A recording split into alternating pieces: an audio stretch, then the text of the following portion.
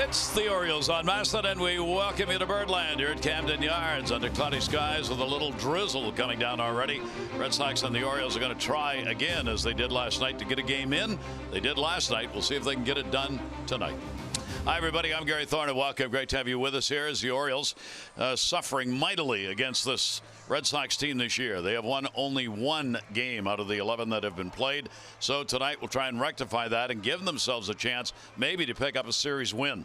But things have got to change for the Orioles. If it can go wrong, it does. And last night was yet another example, and it started early.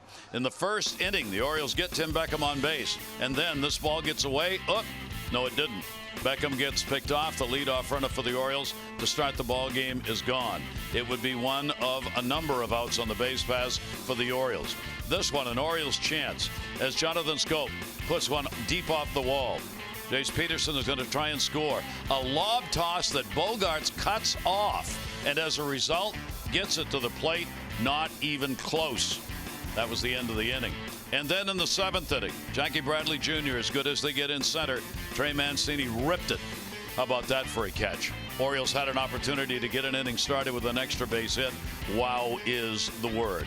And then the end of the ball game. Caleb on a first, ground ball. There's one, throw down. There's two, and the ball game is over. The kind of things that have been happening to the Orioles all season long, they continued in the ball game last night. Just cannot see him to get it to go right and get a break. Right. I mean, seems like they're snake bitten every time they take a chance on the bases. It just doesn't work out for them. You want to try to be aggressive on the bases, and for the Orioles, they just have to play a little bit more cautious right now because their offense just isn't doing enough to overcome some of the deficiencies with the base running and the fielding. So, you know, their margin for error is so thin right now with the lack of offense that they have to play clean baseball and give themselves a shot. Well, the Orioles looking ahead, as they will be for the rest of this season. On the mound tonight, one of those players they're taking a look at. Possible starter in the rotation for the future, and that is Jeffrey, who will make the start. Yeah, and he's been doing a great job. You know, his earned run average is right around 3. Doesn't have a win right now for the Orioles, but his composure, I think, has really set him apart right now with some of the challengers that they're, you know, trying to fight for that 5th starting spot. And he has incredible poise out there. He doesn't seem to get frustrated or flustered in any type of situation on the mound, and he's got a great changeup. And I think if you have a good changeup at the major league level, you're going to be able to stay here for a little bit while. He's got a slider, obviously, that goes with it, but a good arm sell on the changeup, playing it off about a 92, 93 mile an hour fastball. That's his bread and butter pitch. He's very good with it. He's got great command with it. He isn't afraid to throw it anytime, and I think that's the pitch that's going to keep this Red Sox team off balance. What he is lacking, like every pitcher in the rotation, is run support. So it just needs a couple extra runs and maybe get a win on the board for him. So Ramirez will make the start tonight for the Orioles. Orioles are trying to extend him out. He's somebody who's worked in the minor leagues as a starter, but they really want to get him ready the rest of the year here to take a real look at him next spring as a potential starter in the rotation. You do that by strengthening him, obviously, as this season goes along. For the Orioles, the offense, they'll have Danny back in. Valencia, who hits the left-handers. They'll go against the lefty. They've won only 13 games against the left-handed starter this year. It's given them problems, so the Orioles hope they can get some of these guys in the lineup to hit a lefty. Yeah, absolutely. And Drew Pomerantz has been scuffling all year long. He's had injuries, had a forearm problem, had a shoulder problem, had a neck problem. His earned run average is up over 6. So, you know, you don't know what you're getting out of Pomerantz, and I know they're disappointed with the way Pomerantz has started this season, but they got to get him early. They're going to knock him out of this ball game. He's susceptible very early in the ball game. So Orioles offense has got to get something going against Pomerantz. All right, we'll see how it goes as we get set to go with the light rain falling here. We'll have the lineups and the first pitch coming up from Camden Yards. Game 2 of the 3-game set.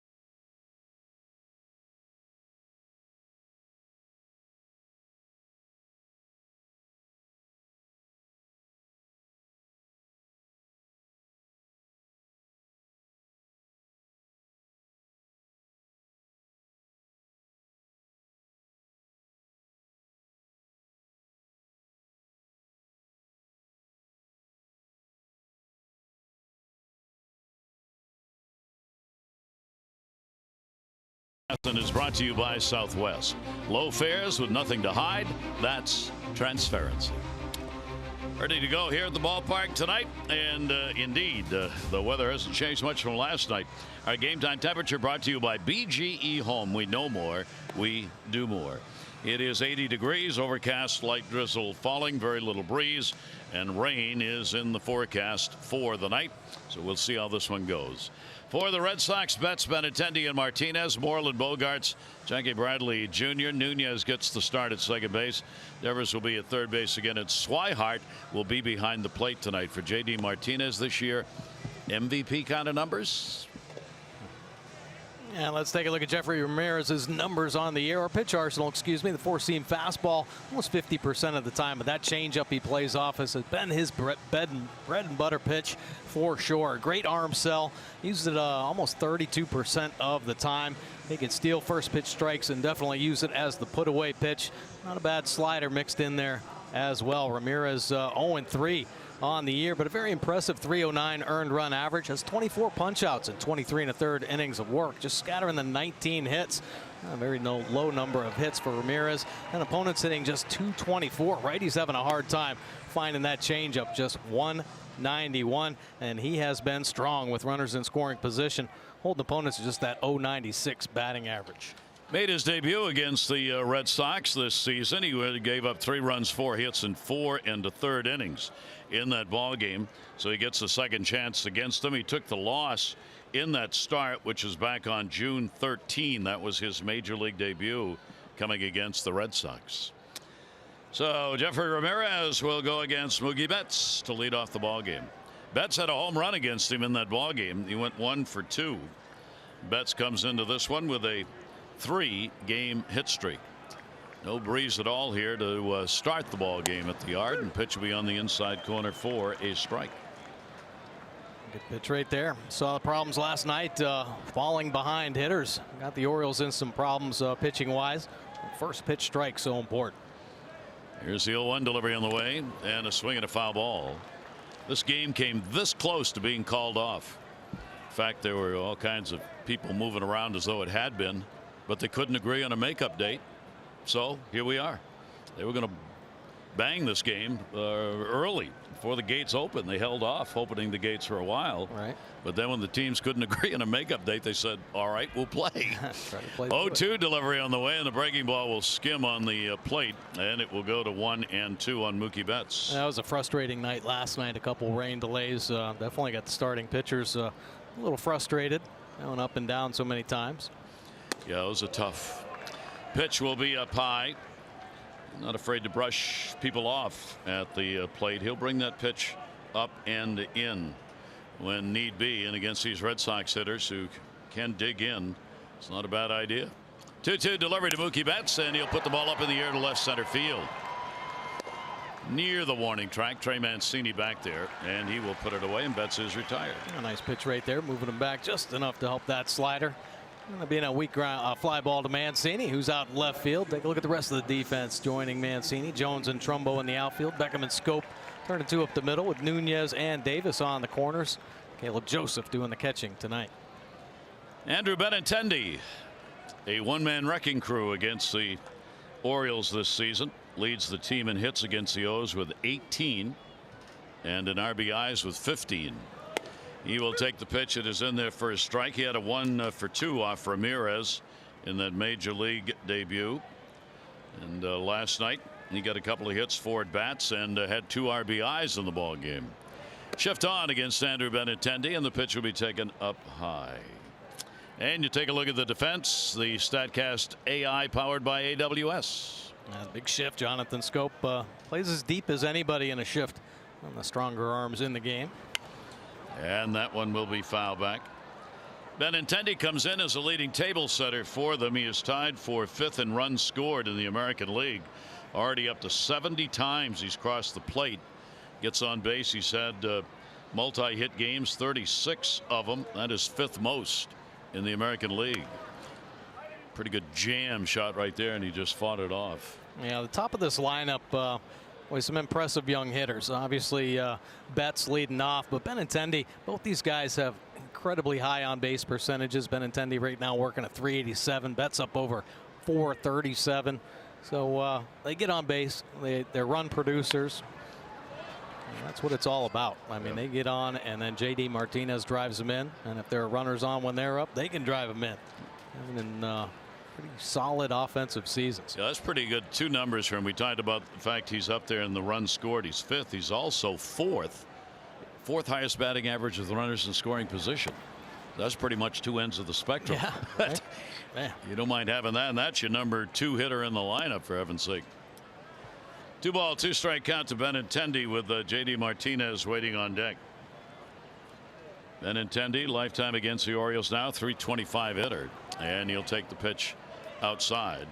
The killer walk showed up in the ball game last night with Kevin Gausman walking 3 in a row in the 5th. They all scored. It was so deadly for Kevin. Just said he lost command, lost his aggressiveness in that part of the ball game, and it cost him. Foul back and out of play, so Benintendi really working him there. Yeah, it was a bizarre night for sure for Kevin Gausman. Porcello as well, and Porcello was able to handle himself a little bit better through the rain delays, but Kevin Gausman started off so good, and then a couple setbacks with the rain, and that might have been the cause of all of a sudden just losing the command, but he was tight with all of his pitches. Another one down the line. We're going to have at least a 10-pitch at bat with Benintendi, and that's important for Jeffrey Ramirez. It's only his 6th game and his 5th start. They're looking for 5 innings out of him. They'd be happy to get that in the ball game. 3-2 delivery on the way, and Benintendi will go down on a nasty pitch down and in. Boy, nice AB for both Benintendi and Ramirez. Take a look at the slider here. Mercedes pitch cast showing, boy, it's breaking hard down and in. Starts off on the plate. Benintendi looking for that fastball with great late movement on the hard slider. Take a look at the opponent batting average on his slider, just 105 with a 37.5 whiff percentage. A lot of swing and misses there. And here is J.D. Martinez. He had an 0 for 2 off Ramirez in that first game, and he will foul that one back, cranking up on that one. The designated hitter actually has been in a bit of a slump, as over the last 10 days he has seen the average drop a little bit. Nobody's going to go boo-hoo though when you're hitting .321 and knowing this is just a little bump in the road. Martinez in the air to right field. He hit it good. It is back. Take care of the bump. Goodbye, home run. The other way, J.D. Martinez delivers the long ball. And against the Orioles, he leads the Red Sox with 6 home runs this year against them. Wow. Well, his approach is targeting right center field, and he really never strays from that. Even on inside pitches, he tries to stay inside the baseball. How about 30th home run this season? And Martinez has just been a huge cog in the wheel of this Red Sox offense. Fastball up and away, and he gets on it. Short and sweet. No wasted body movement in that swing. Just taking the bat head to the baseball. So Martinez delivers with 2 down and a 1-0 lead. 2 down, base is empty. Moreland will take the pitch. It is in there for a strike. Ramirez now has given up a couple of first inning runs in the starts he has had this year, this being just his 5th. Moreland did not appear against Ramirez in his major league debut. Moreland had a home run in the ball game last night, going 1 for 3. Yeah, they had power throughout this lineup. Of course, all you hear about is J.D. Martinez with the long balls, but boy, oh boy, they got a bunch of guys in here that can knock him out of the ballpark. J.D. Martinez high in every one of the triple count categories and just laid the bat on that one. Moreland got a pitch down and away, and the only thing you can do with that is stroke it the other way, and that's exactly what he did. Yeah, you get fooled on a pitch, and then you just go to fight, and he gets into his legs. He kind of extends out there on a nasty changeup, and just finds the bat, puts it in play. Soft contact, but finding some outfield grass. So you go to battle, and when you fall behind, Moreland does there to extend this inning. And that will bring Bogaerts to the play. So Ramirez got a couple of quick outs on Betts and Benintendi. Next 2 though are on, and here's Bogaerts. He had a 1 for 4 in the ball game last night. 2 down with the runner at first base. I had to double check this number because it seems so incredible, but that home run by Martinez is the 18th home run the Red Sox have had against the Orioles this year. They have out-homered the Orioles 18-6 in the games these two teams have played. 1-0 count. And a swing and a miss. Good pitch upstairs. Yeah, you see a lot of that. Swing throughs on the high fastball. Not a bad area to target. Move that fastball around. You really have to work in and out, up and down with the heater. Bogart's having a real good month here in July, hitting .311, 20 RBIs for him this month. And tried to go up again, this time a little too high, and the count will go to 2 balls and 1 strike. Yeah, Bogart's another dangerous hitter. 16 home runs on the year. And he's one of these young players, just keeps getting better and better defensively. He's become a rock out there in the middle of the field and a leader that they really turn to. Bogarts leads the American League in RBIs this month with the 20 he's put up. And that one he had to reach for a little bit on the 83-mile-an-hour off-speed pitch and fouls it straight back.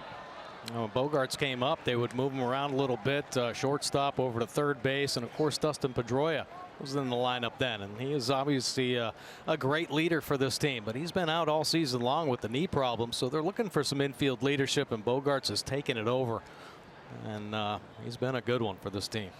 Yep, he is solidly entrenched at that shortstop spot right now. Runner off first, 2-2 delivery on the way, and he will get him. So Ramirez will get a couple of strikeouts, but not before Martinez delivers the homer and a 1-0 Red Sox lead.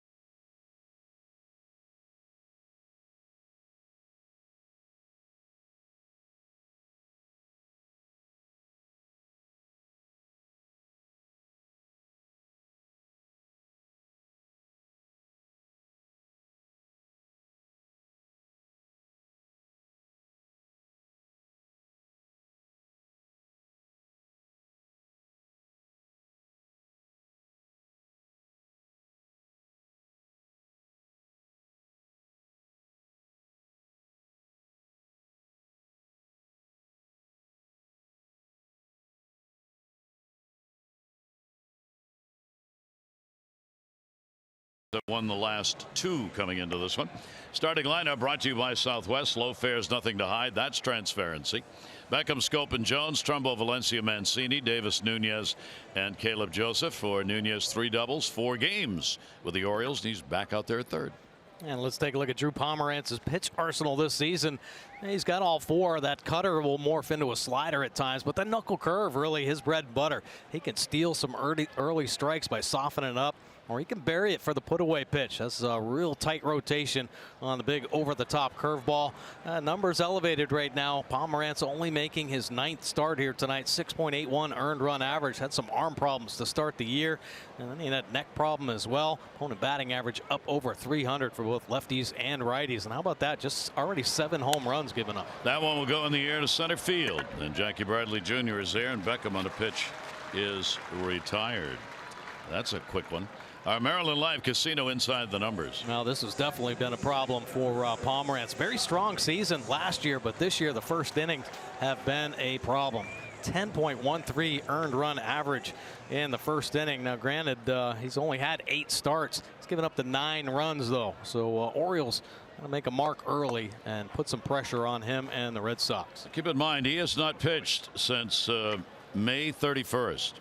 The left bicep tendonitis put him on the DL. So it's been a long time. And the Red Sox are very interested in what this start and the next couple more will look like, as Alex Cora and company waiting to see whether they really have got him back into the rotation, whether Pomerantz is going to be ready to roll for the rest of the year. So these starts for him the next 2 or 3 times out really are important for him and the Red Sox. They sure are. Man, oh man. They need him. Left-hander. 1-1 delivery, and as Mike said, this is a 17-game winner from last year. His ERA is doubled. He was 3.32 last year. He's up to 6.81, but again, limited games. 1-2 delivery, and a biting pitch down and in will get Scope. Yeah, the big knuckle curve right there. And he buries this one. Stole one early at the bottom of the zone. How about this one?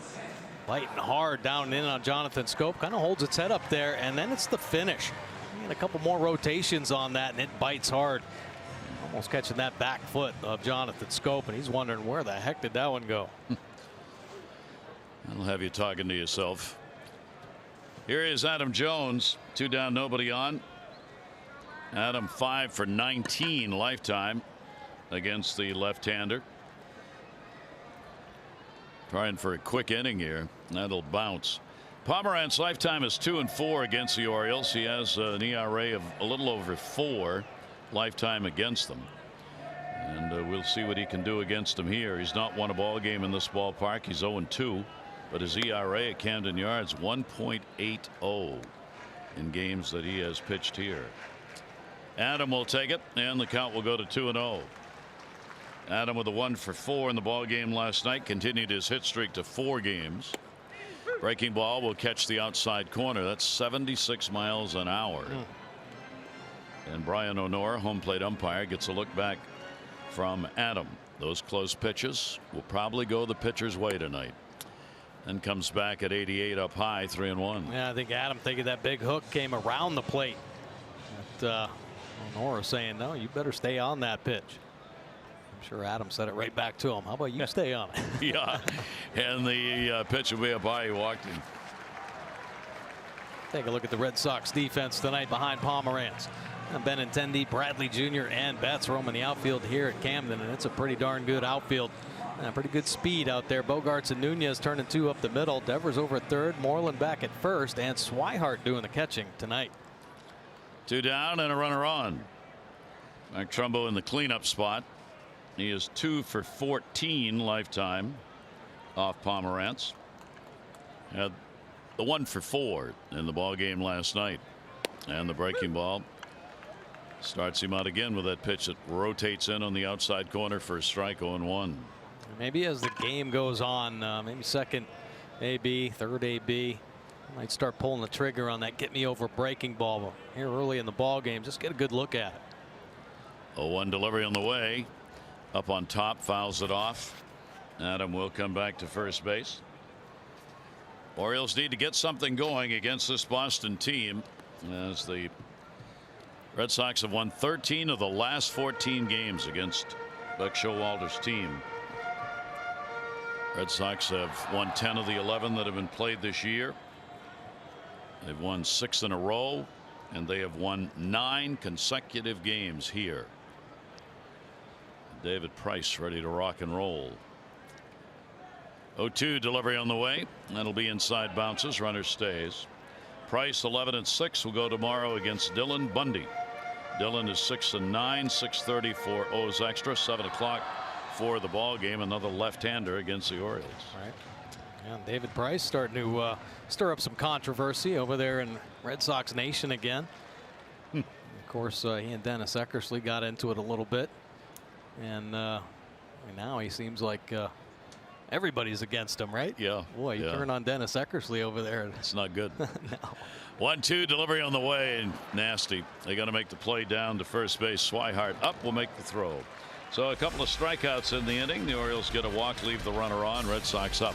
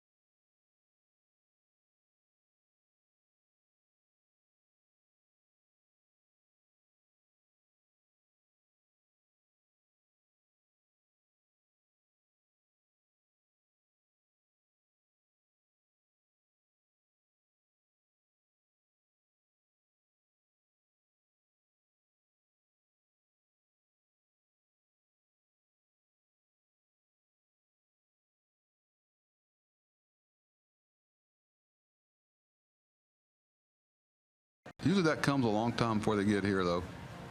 That's a parental thing. I know Adam's not worried about getting participation awards.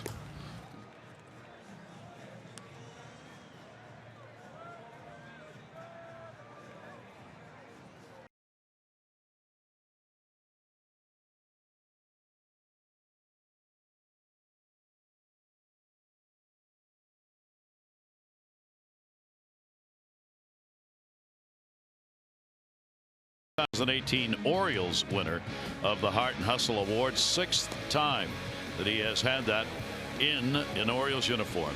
It's created by the Major League Players Alumni Association, voted on by the alumni and active players. There's a banquet that'll occur at the end of the year in New York, where the Heart and Hustle Award winner will be named. Yeah, Adam Jones, boy, seems like every year winning this award, and he does things the right way. And you see their active player who demonstrates a passion for the game, baseball, and best embodies the values, spirit, and traditions of the game. That's Adam Jones, an incredible ambassador for Major League Baseball, and especially the city of Baltimore. He has represented them so well, both on the field and off the field. Yep. So we wish Adam well. Congratulations being the Oriole winner of that, and then maybe win the one for all of baseball. Ball is put up in the air and foul and out of play. Jackie Bradley Jr. an offer in the ball game last night, and he had an offer in the game Ramirez pitched to make his major league debut. Bradley went 0 for 2 in that one. What a year he's had against the Orioles. He's 2 for 34 against the Orioles. But as he's done in so many cases, he's made up for what he hasn't done offensively by catching baseballs in center. Oh my. Yeah, he's taken away so many runs. Just an incredible defender out there. Swing and a miss over the top on the Ramirez delivery, and the count will go to 1-2. And the Red Sox can kind of afford to have a player or two in their lineup that might be scuffling offensively, but can flash that leather. Been driving in runs, though. 7 RBIs in the last 6. 13 RBIs in the last 13. So while the overall number may be down, there's been some production, and as we've talked about, bottom part of this order, which he's been a part of, is produced. Yeah, absolutely. Well, it seems like every time a Red Sox hitter comes to the plate, there's somebody on base. Yeah. Goes upstairs, fouls that one back. Regardless of the batting average, he does not get cheated on swings. He takes as hard a swing as about anybody in this lineup. Yeah, he does. He digs in and uncoils. Tim Hires their hitting coach. Mighty nice to be a hitting coach when you get the lineup the Red Sox have. And a foul tip that is held onto, so he gets him. Caleb hanging onto it for a strikeout. Yeah, nice job, Caleb, catching it in the web of the glove. Good changeup. Take a look at the location, and nice movement as it works down and away from Bradley Jr. And take a look. He got a piece of it, but Caleb Joseph looking down. Oh yeah, it's stuck right in the web of the catcher's mitt. Strike 3. That'll bring Nunez up. He is part of the Holt Nunez platoon situation going on at second base with Dustin Pedroia out. And more, it looks like Dustin Pedroia is not going to be back. Not this year. And the big question now whether or not he'll be back, period. As his rehab is just kind of a silent rehab going on with not much happening. That's hard. 1-0 delivery on the way, and a strike on the outside corner. A pretty good slider right there. Nunez had a 1 for 2 off Ramirez in that first outing. Did not play in the ball game last night.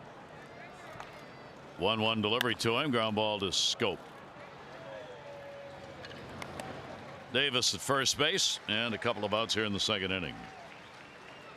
Take a look. Least run support the first 4 starts. This is the start of Major League career, and Ramirez on that list, unfortunately. How about that? Just the 1 run of support, trailing Kurt Schilling, or leading Kurt Schilling, Mesa, Barkin. There's 9 others tied with 6, but this is the theme of 2018 for the rotation. Jammed him a little bit, popped it up right center field. A lot of hang time on this one. Adam Jones is right there to put it away. So Evers is retired, and so are the Red Sox. 10 pitches is all it took, and Ramirez has a 1-2-3 inning.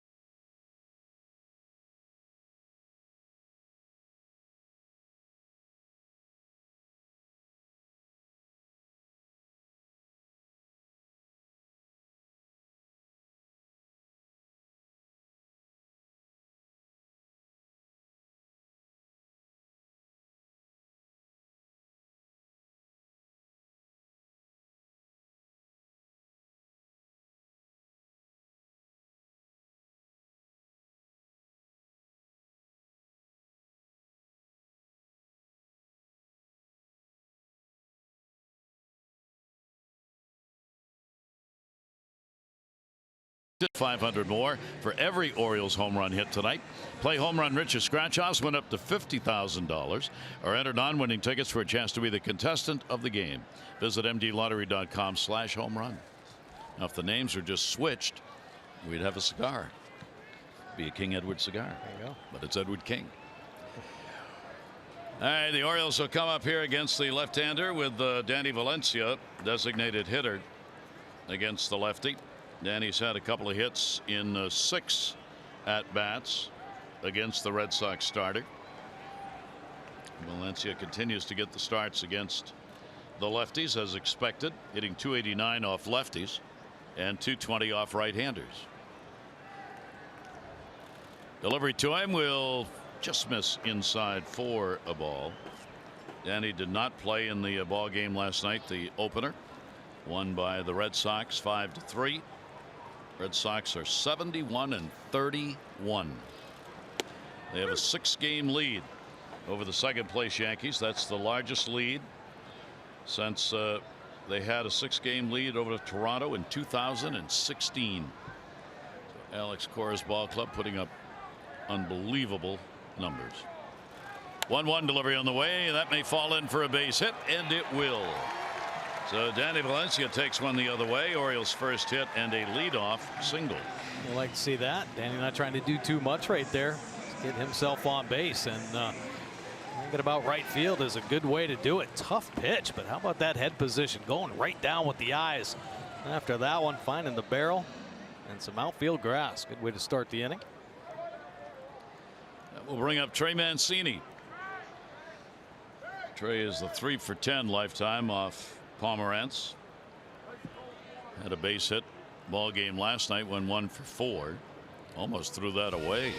How about Trey Mancini, the highest percentage of total hits to the opposite field? And Mancini, one of the leaders this season, 38.2%. He's got 29 hits to right field this year, more than any other spot. 24 to left, 23 to center. And boom, boom, I'll tell you, you watch him take batting practice. Every day he targets right center field. It's just sometimes in the game he pulls off a little bit. That's definitely his go-to spot. When Trey Mancini is right, he will be driving the ball to right field and actually reacting to the ball inside on that inner third to pull it. 1-0 count with a runner at first base. Chopper foul. Trey this year hitting just .222 off left-handers. He hit .281 off the lefties last year. An inexplicable season for him, robbed of an extra base hit. Jackie Bradley Jr. last night, fantastic catch up against the wall 400 feet away in center. And Trey's having one of those years where you just shake your head and you go, what have I got to do? And the answer to that is keep on playing. That's right. It's the only thing he can do. Right. And he has. 1 ball 1 strike count, checking in with Bobby Dickerson as he turns towards third. But Danny Valencia drawing some attention over there from Pomerantz. Not a big lead. 1-1 delivery. That one slips away outside. Swihart has not had a chance behind the plate regarding base stealers. Nobody's tried. He hasn't caught a lot of games anyway. He's in there now with their starter Vasquez out of there. He's doing the catching along with Sandy Leon. Vasquez will be back in September. And as we mentioned last night, Red Sox people say he's done a good job handling the pitchers, working behind the plate. Just nobody's tried to steal when he's been there. 2-1 delivery on the way. Chopped down to third, not hard. Devers has got it. He'll go to first. There's a decision made in motion right there.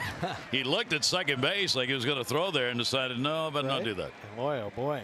And that was pretty impressive. Tough little chance on the slow roller. Mancini getting on top of a breaking ball. And you see Devers, a quick look to second base. Looked like he was going to sling it from the side.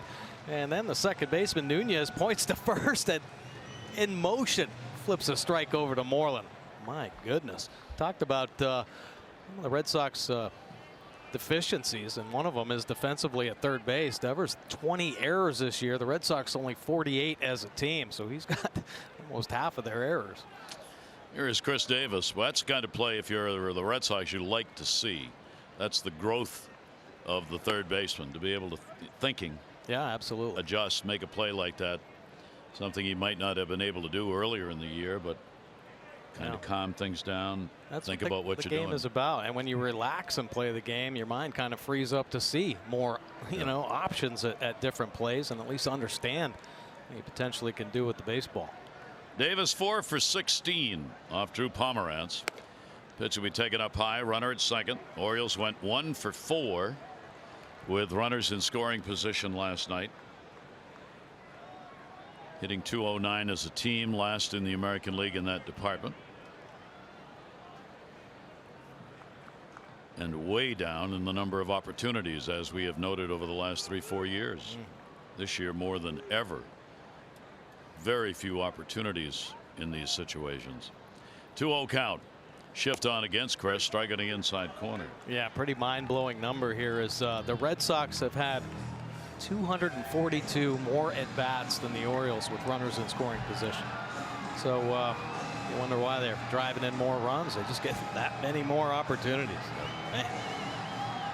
That's where the total base number figures in. You're hitting extra base hits, you get total bases, you got a lot of guys on base, and Red Sox have been at the top of the pile in that offensively, and the Orioles have been at the other end of it. 2-1 strike count on Chris.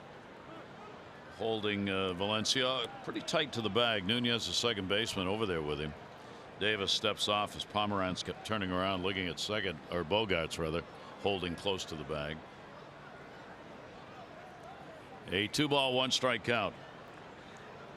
Chris is 3 for 33 off the Red Sox this year. Here's the 2-1 delivery on the way. Inside of third and foul.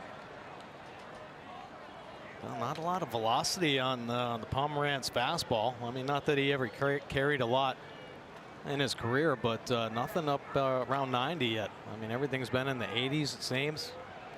And it typically works in the high 80s, low 90s, but that fastball there on the inside corner, just 87 miles an hour. Had 4 rehab starts at AAA before coming back off the DL for this game. That'll brush you back. He didn't do well in those rehab starts with Pawtucket. He ended up with an ERA that was 5.8 and went 0-2.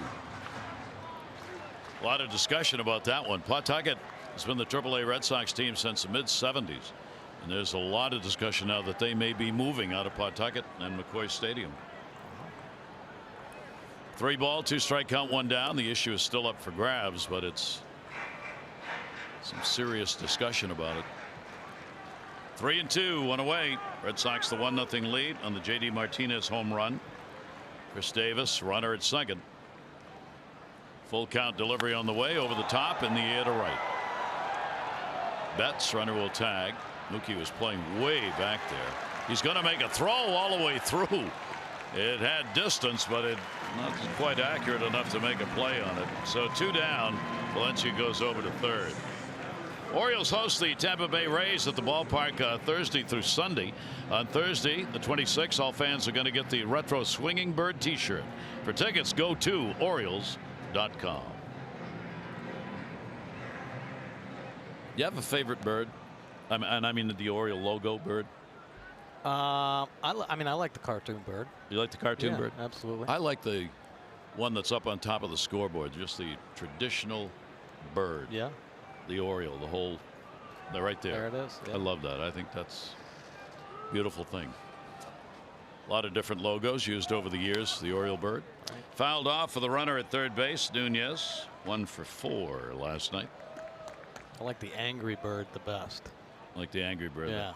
The mean Scowling bird. Yeah. That's the happy bird. That was last year. Yeah. Last year's bird. Oh boy. Perhaps that's the way you do it. Change the logo based on the record.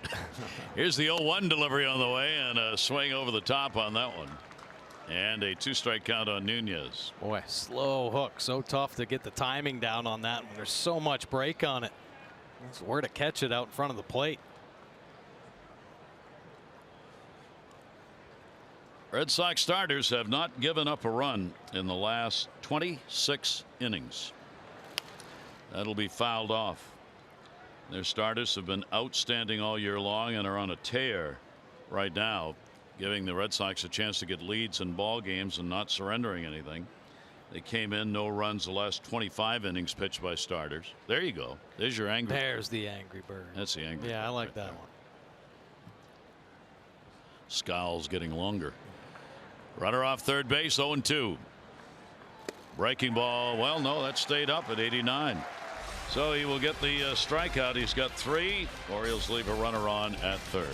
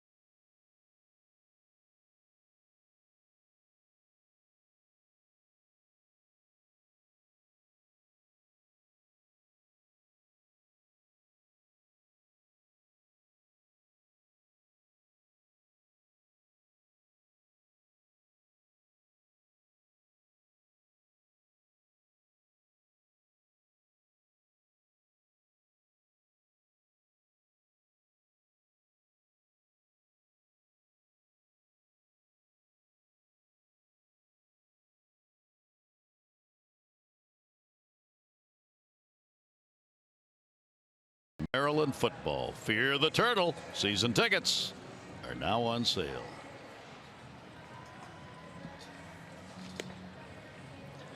Give me a ball. Give me a ball. Hit the ball right here. Hit the ball. Come on. Swing, swing, bada, bada. Okay. I got one. He's already got a baseball. Wow. The other kid's other not guy too happy wants about one. this. Yeah. Want a ball. Came here to get a ball. All right. Sit up in your seat. Go get some ice cream. Get kid. some ice cream. Here is Swihart batting in the number 9 spot, doing the catching. He's got a 6-game hit streak coming into this, and he will take the pitch for a strike.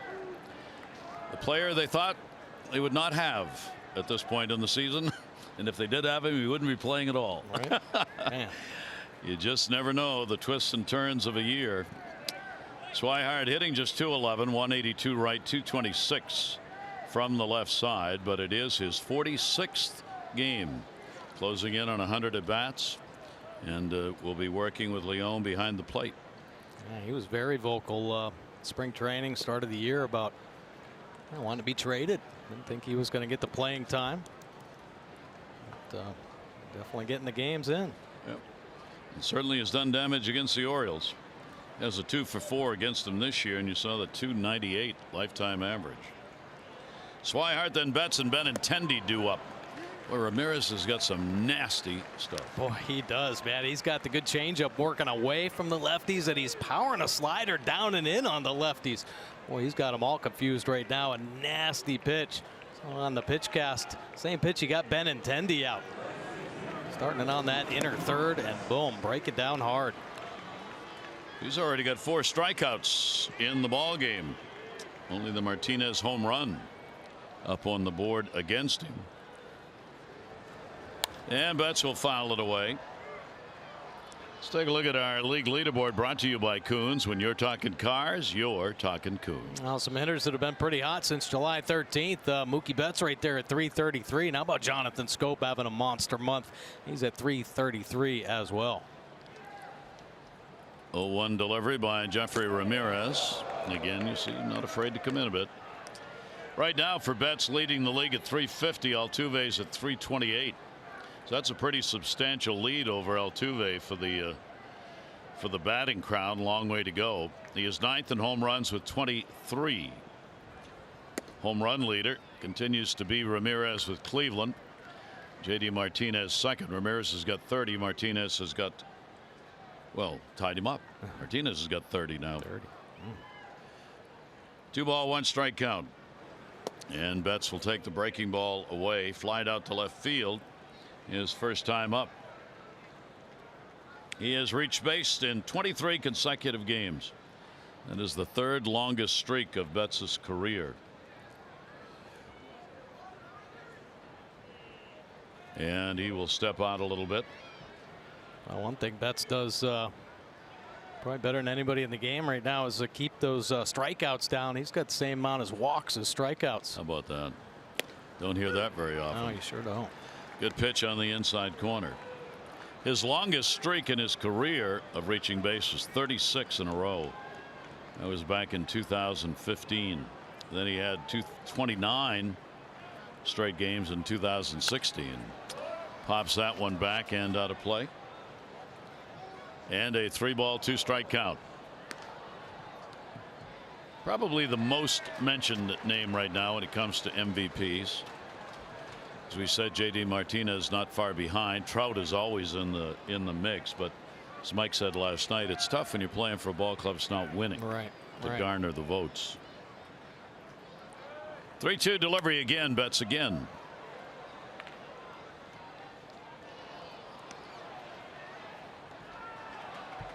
You like the way Ramirez moving the ball around, getting him to expand the zone a little bit. Come up with a good payoff pitch here with the 3-2 count. Do not want to leave anything on the dish. I like how he's moving around the perimeter. 3 ball 2 strike pitch on the way, and that one he got into but fouls it off the other way. So long at bat here for Betts. There have been a couple of them which have pushed that pitch count up to 47 in the ball game. It's not that Ramirez is on a pitch count, but the Orioles are certainly being careful with him as to what he's throwing. He went around on that one. Good pitch to get him. Boy, that slider's become a big-time put-away pitch here in this ball game. Another good one to Mookie Betts, starting on that outer third and busting hard down and away. Tight slider. They're not picking up the spin at all. And a couple of their better hitters, Benintendi going down on the slider. Betts now going down on the slider. Of course, Swihart. That's a couple Ks in this inning. Ramirez struck out 6 in his debut against the Red Sox. His season high is 7. And that came in the last outing against Texas, where he gave up no runs, couple of hits in 5 innings. He's not worked more than 5 innings in a game, and he has worked 5 innings in 3 of them. Pitch will be taken down low. Benintendi, strikeout victim, first time up. And there you see the tendencies of Benintendi, mostly pull. I'm a little surprised Beckham's not up the middle a little bit more. 18% there on that shortstop side. Benintendi had a 10 pitch at bat first time up, and Ramirez won the battle with a strikeout. Inside out down the line in left field, headed over to the seats, and it'll fall foul before it got there. Nunez the closest to it. Long run for Trey Mancini. Couldn't get there in time to make a play on it. No, I didn't see it. It looked like at the very end, kind of running all over the place, doing a little serpentine after that one on the end. You see his head up, and then when he looks down, it looks like he loses the baseball. Ends up behind him. Oops. 2 ball 2 strike count. He's all alone over there in that side with a shift on against Benintendi. And the fastball will ride up and in. 4 of the last 6 have struck out, with Ramirez getting 5 Ks so far. This will be the third 3-2 count in the ball game, and that'll be fouled back again. So Benintendi 2 at bats where he's really working Ramirez in this game. And you can bet that discussion you saw Buck Showalter with Bobby Dickerson, that was about that pop-up that wasn't Sure. caught. Yeah, absolutely. Down the third baseline. 3-2 pitch on the way again, and that'll be away. So there's the first walk surrendered by Ramirez. 2 down. Yeah, being real careful right there with Benintendi, but that dang changeup just couldn't hold the edge. Kept pushing itself off the outside corner. Another good AB there, forcing Ramirez throw a lot of pitches. So that will bring Martinez back up. 30th home run coming in the first inning for J.D. Martinez against the Orioles. Now this year 6 home runs and 11 RBIs against the Orioles. Shift on the other way against him, and that's up high. Take a look at his 30th home run. StatCast saying 103 miles an hour off the bat. About league average 26 degrees at 390. Going right field. Impressive pop the other way.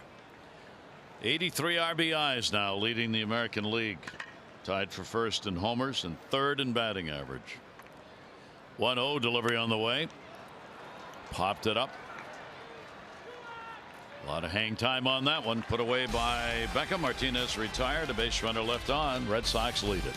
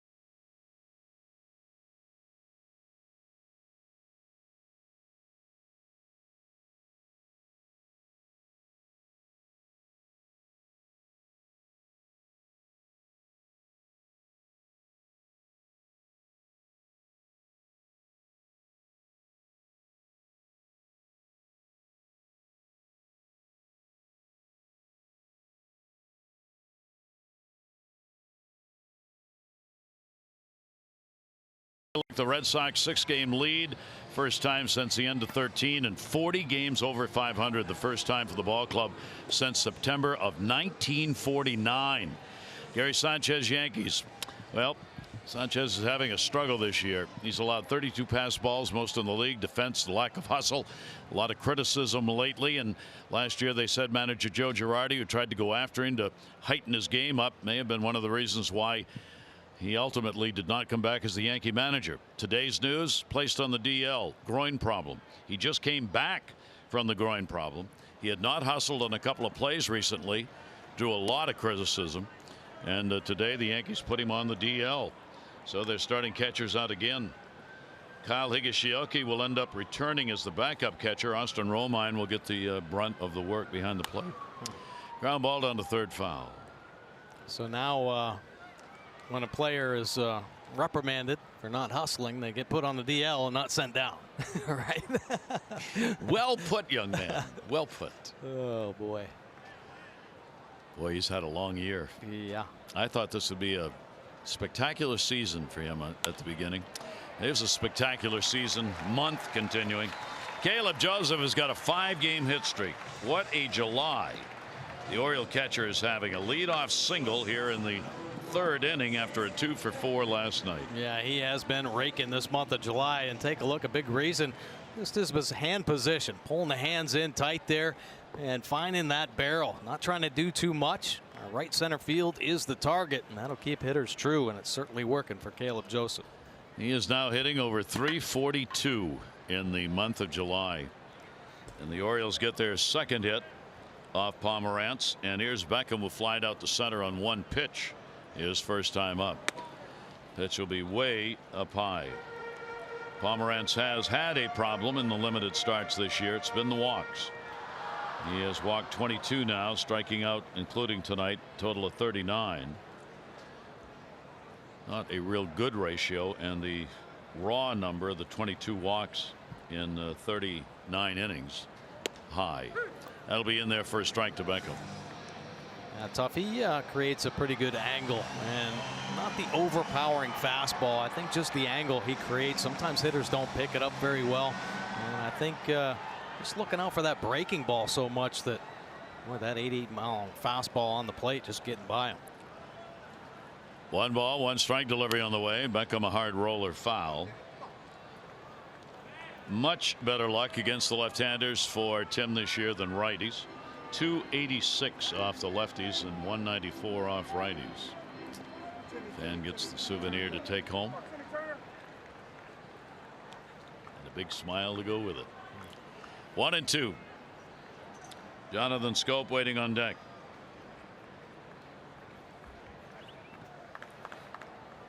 Very short lead at first base for Caleb. Leadoff man on for the 2nd inning in a row for the Orioles. And that is going to miss outside. 2 ball, 2 strike count. So you have 2 starting pitchers in this ball game, both of whom are going to be limited as to how far they go in the game. Ramirez for the Orioles because he just hasn't pitched that much and is learning his way out there as a starter. Pomeranz for the Red Sox because he hasn't pitched since the end of May. Here's the 2-2 delivery on the way, and another one fouled off. And hopefully it's not because of the weather that they get a shorter outing. But I'll tell you what, Pomeranz doesn't look like he's missed much. His breaking ball is pretty sharp. And some good finish down there. Orioles having a hard time squaring that pitch up. 2 ball, 2 strike count. Beckham stands out for a moment.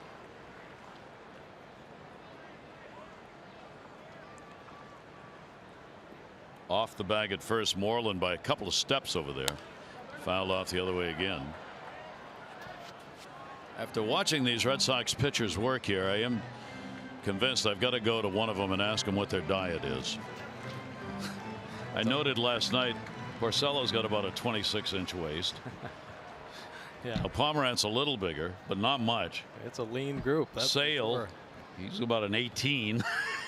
And David Price.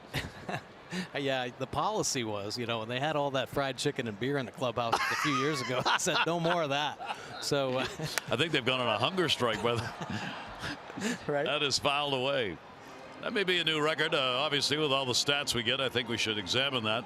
Have somebody go out and get the waist measurements on each of the starting pitchers for the Red Sox to see where they rank in waist measurement in the American League. Yep. Well, I'm sure the analytic department has that. It might be targeting some skinnier pitchers. 2 ball, 2 strike count. They all have that great bloused jersey because there's nothing there to catch it on. 2-2 delivery on the way. That'll go to center field. Jackie Bradley Jr. gets over. The jump he gets on baseballs is really phenomenal. Yeah, it sure is. A quick first step and pretty direct line. And most of these Red Sox outfielders, take a look at the jump. You see how he got his feet active.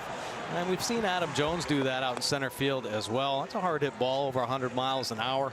You got to get your feet in motion. A body in motion stays in motion. If you start at a standstill, there's a little extra that has to happen. A split second can determine whether or not it's a hit or an out. He gets that jump. Back to first base goes Caleb. Jonathan Schoop, a strikeout victim, his first time up. Big hit last night for the Orioles. He got him back in it late. He picked up the home run. In the air left field. Speaking of which, way back and goodbye home run. Jonathan Schoop has done it again. He had not had a home run with a runner on prior to last night in the 8th inning.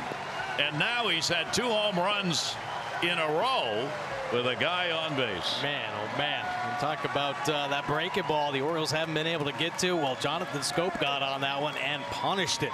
Staying behind the big hook. Picking up his 14th home run and giving the Orioles the lead. And he knew he got that one on contact. So for Edward King Sr. from Hanover, our Maryland lottery contestant, that's worth $500 for you. Congratulations. And for Jonathan Schoop, the barrage continues. That is his 3rd home run against the Red Sox this year. And RBIs 5 and 6 against them. He is now homered in 4 of the last 5 games. Man, take a look at this pitch here. The breaking ball Coming in, and Jonathan gets a good look, catches it at the top, out in front. My goodness, and he posed up on that one. Very rarely do you see him just stand there and admire it, but boy, oh boy, catch it that clean. You gotta love it. Everybody in the Oriole dugout. How about that smile? And the Orioles go on top 2-1. That is home run number 6 in the month of July, and his 28th hit this month. He's hitting over 360 in July. And Joseph comes in ahead of him. So Scope and the Orioles up. Adam Jones drew a walk his first time up. 2-1 strike count. Ground ball will go to short this time. Bogaerts. Couple down, bases are empty, and a couple up on the board for the O's. Well, the Orioles going to be hosting the Rays this weekend. On Friday, you can enjoy the fireworks and the music here at America's Ballpark, as you'll be entertained both with the fireworks and an after-game performance. You'll have a collection of songs followed by the spectacular fireworks display. Go to Orioles.com. Janae Brock is going to be performing, and will be on the field probably before the game as well, but certainly after, before the fireworks.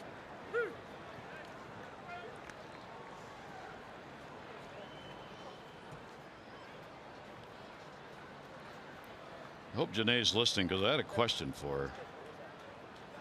I want to know what she thinks of Lori McKenna. I heard Lori McKenna. I'd never heard of her before. She's got a new album out called Tree. Yeah.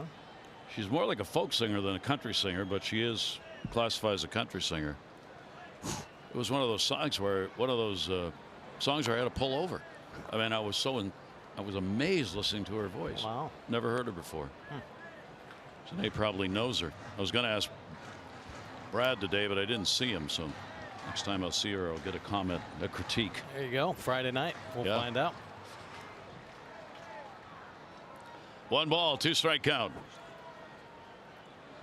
Orioles getting on top, and the breaking ball will bounce. Trumbo, a strikeout victim, his first time up.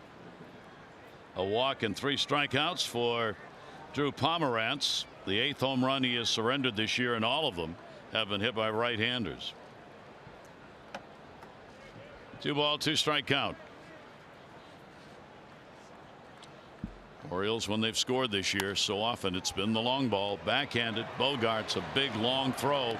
Oh, great play by Bogaerts on the throw, and a fine play by Moreland at first, as he had to go into foul territory with that runner coming at him. But the Orioles are on. Caleb Joseph led the inning off with a single, and then Scope delivered his 14th home run, to the delight of that young man and the Orioles, who now lead it by 1.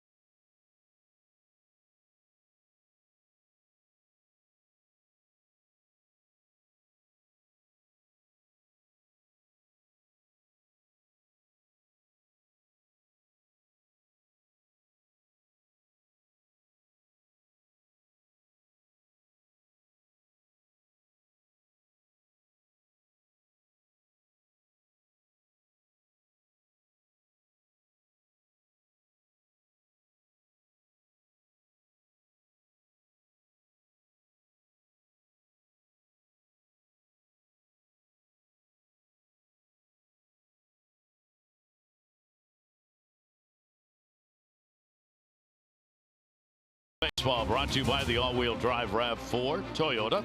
What drives you? Visit buyatoyota.com for great deals. How often does the announcer buy the product he's advertising? Once. A RAV4. Yeah. I did. Yeah. And I love it. Jonathan Scope's loving it. He's probably already texted Manny to let him know what he's done tonight. And the pitch will be taken down low for a ball. Mitch Moreland leading it off. Base hit his first time up. Couple of hits, 4 at bats so far in the first 2 games. He's approaching the 300 average against the Orioles on the year. He's had a real good season against the Orioles. Pitch will be taken up and away. So Ramirez has runs. He doesn't know what to do, and he turns around and sees 2 runs on the board in his favor. He'd had 1 run in 26 and a third innings pitched for support. Wow. A break your back swing right there, and the count goes to 2-1 on Moreland. Well, we saw Moreland fillet a little change up for a base hit in his first AB, and that time almost blows his back out. Oof. And again, with the home run by Jonathan Scope, that ends the starters streak we talked about. Starters had not surrendered a run in 27 and a third innings prior to the Scope home run. So that streak for Red Sox starters over. 2-2 delivery on the way. Well, he didn't get cheated. He didn't get anything out of it but a sore back. And he's gone. Yeah, he had 3 shots, and he sold out on all 3, trying to go deep, tie this one up. You saw the adjustment he made on the changeup in his first AB, but here just cutting it loose. High fastball exposing him there. 6 strikeouts for Jeffrey Ramirez, 24-year-old right-hander, after his first major league win. Bogart's strikeout victim his first time up. Will take the pitch down and away for Xander Bogaerts. Against the Orioles, a couple of home runs in this ballpark lifetime against him. Pitch taken down low. He's had 7 in his career, one of those this year. 2-0 count. Little breeze picking up, clouds moving in, breeze out towards center right now. And a strike call that has had sharp movement here in this game. That pitch.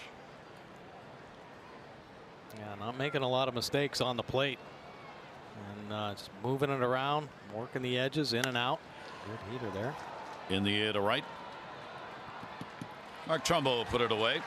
His 17th start in right field for Mark. Our PNC Minor League Insights brought to you by PNC. No better time to act than today.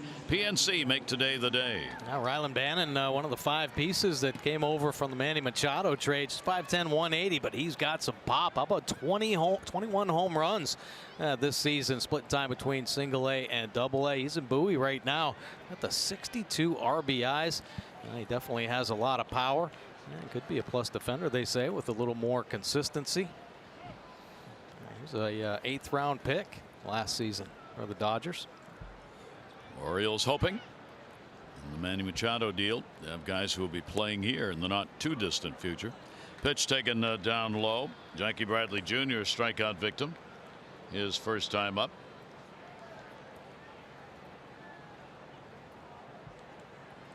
(1-0) delivery.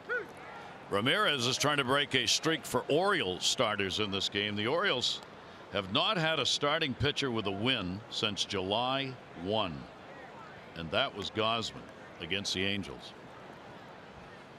1-1 delivery. That'll miss down low. You add them up, you got 18 consecutive games without a win from a starter for the Orioles. Man. That's a ton of games. Yeah. You can ask Andrew Kashner if someone would just give me 3 runs. I could have broken that. 2-1 delivery on the way. Had him way out in front on the off-speed delivery. 2-ball, 2-strike count. Yeah, great changeup. Boy, just enough push off that outside corner.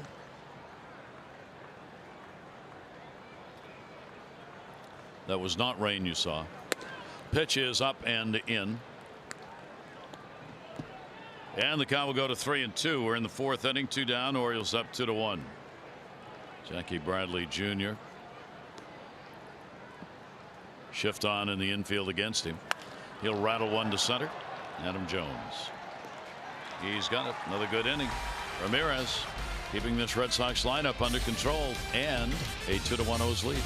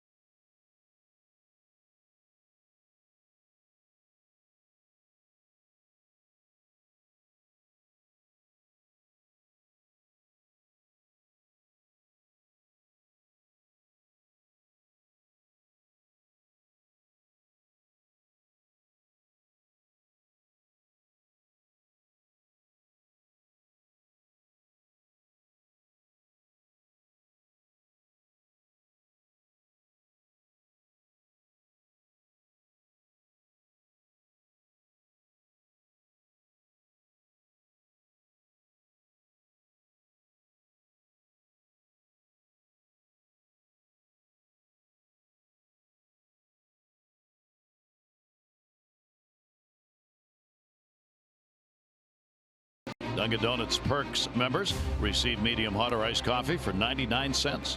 Orioles home game days June through August. Your local Dunkin' Donuts only a short stop away. Light rain here at the ballpark. More news on the Zach Britton watch. The Athletic reporting Yankees are making a real surge to get Britton. They have scratched right-hander Dylan Tate from his start at Double-A. He may be involved in a deal. He was coming off the DL to make his appearance tonight for the Yankees at Double-A ball. So that may be well along in the works. However, a lot of teams jumping in on that one. Yep.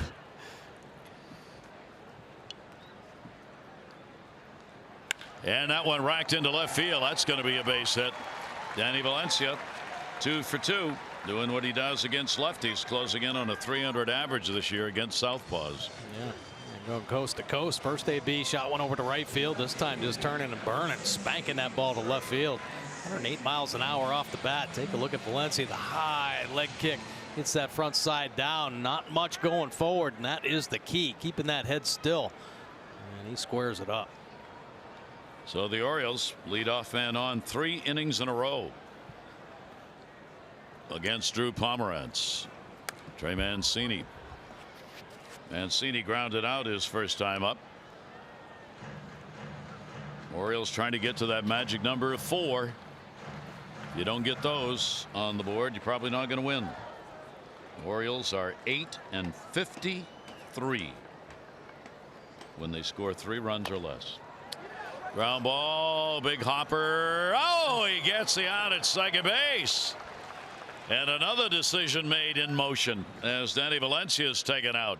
Thought about going to first and then went the other way. All right, last second he must have heard give it to me, and just a quick flip, a little wrist flip out there to Nunez at second base. Nunez kind of leading the infield a couple times, making the call for Devers. This time getting that lead out and keeping the double play in order.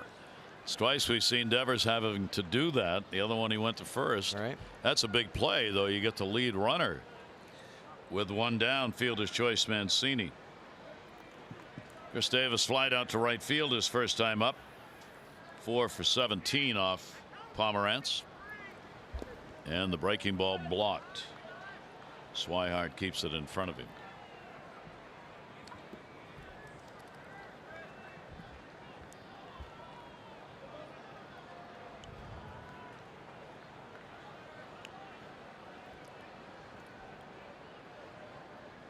rain letting up again. That's the great hope. 1-0 delivery on the way. Breaking ball. That'll catch the inside corner. Again, that off-speed pitch that cuts the corner. A little slow there, just 77 miles an hour. And Chris Davis probably thinking that was going to catch his jersey, but tightly spun there as it drops back in. 1-1 delivery over the top fastball popped up left. Benintendi. 2 down, runner remains at first base. Orioles host the Rays coming up this weekend. This Thursday, July 26th through Sunday. And on Saturday, first 25,000 fans 15 and over receive the Trey Mancini bobblehead. For tickets, go to Orioles.com. Watch it bobble. I don't know how they do that. It's magic. I don't either. Magic. 2 down. Nunez, a strikeout victim, his first time up.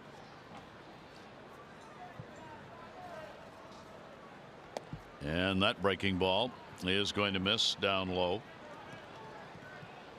Orioles trying to break the streak. Red Sox have won 9 in a row here. Second longest such streak against the Orioles in their history.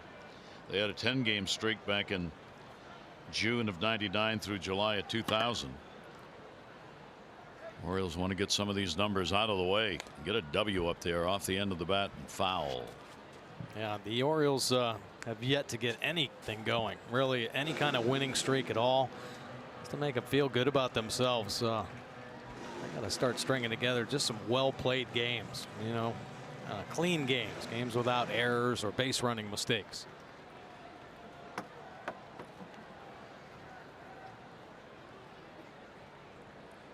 One ball, one strike delivery on the way.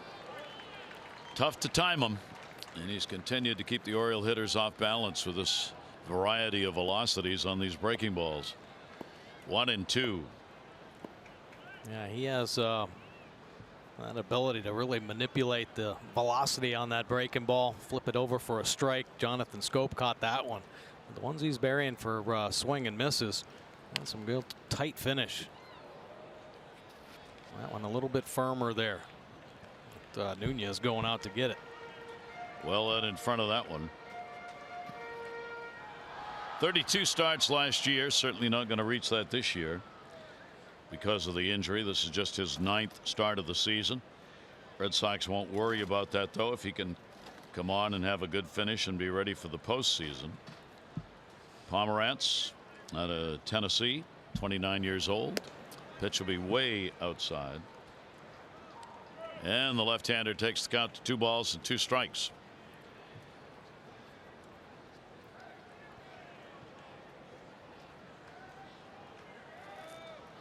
Nunez trying to make it happen here and get Mancini moved around with 2 down. Long look over. Breaking ball over the top. First base. And hauled in by Moreland. No runs on 1 hit, no errors, 1 left on base. Orioles have the 2-1 lead.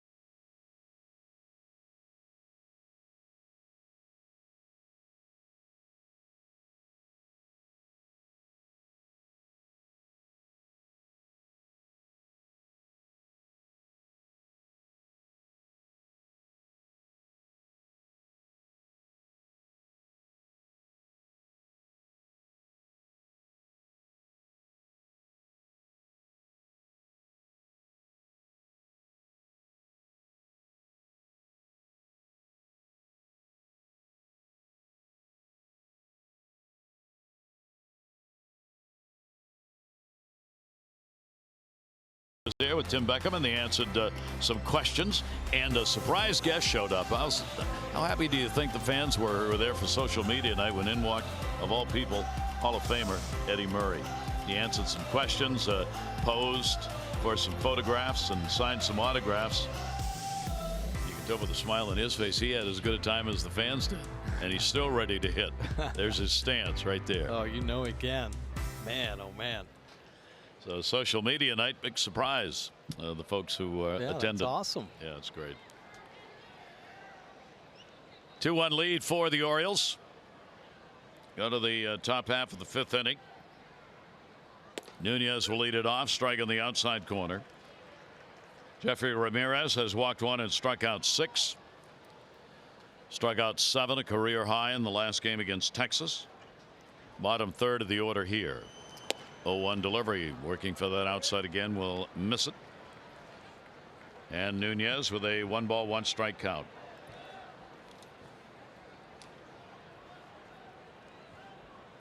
Eduardo Nunez will hold up. Boy, he's throwing a good slider tonight. It's sharp with a good finish, and nice firm tilt down and away. 2-1. Ramirez still aiming for the outside part of the plate. Will miss on that one. And the count will go to 3 balls and 1 strike. Red Sox trying to get a leadoff man on base. They have not had one through the first 4 innings. They will not get one on that pitch. 3-2. Good fastball right there. Little cheese at the knees. Yeah, take a look. Not an overpowering fastball, but well located. 5 full counts in the ball game for Ramirez. And that one in the air to left. Trey Mancini. Good job. Ramirez comes back on him after falling behind on the count. Yeah, Jeffrey doing a good job. Innings 1 through 3 though is when he does his best job. 150 earned run average. It's the innings after that, 4 and on, where the concern is. 476 earned run average, and that's where the adjustments have to be made. Facing a lineup the second and then third time. Ramirez, nice job here. Second time through the lineup, doing a good job against this Red Sox team, keeping them off balance with the changeup slider combination. Devers takes the first pitch for a strike. He flied out to center field his first time up. Another one of the international signings, trying to make good at the major league level, out of the Dominican Republic. Signed back in 2013 as a free agent. Another one of those youngsters, as he is only 21 years old. 0-2 delivery. Where's Bob Uecker when you need him? And 1 ball 2 strike count. Here we go. It's either hit the bull or just a bit outside. And just slipping out of the fingertips there. 1-2. Chopped down on that time. Davis will play the big hop. Ramirez over to cover. They get the out. Devers is retired. 2 down. Great job of the young right-hander so far. Orioles Tampa Bay Rays. They will meet up Thursday through Sunday. On Sunday the 29th. First 25,000 fans 15 and over get the Birdland Summer Garden Gnome presented by Ocean City, Maryland. For tickets, go to Orioles.com. No. That was the model. And a fine look. And the pitch will be taken up high for a ball. Nunez, a strikeout victim, his first time up.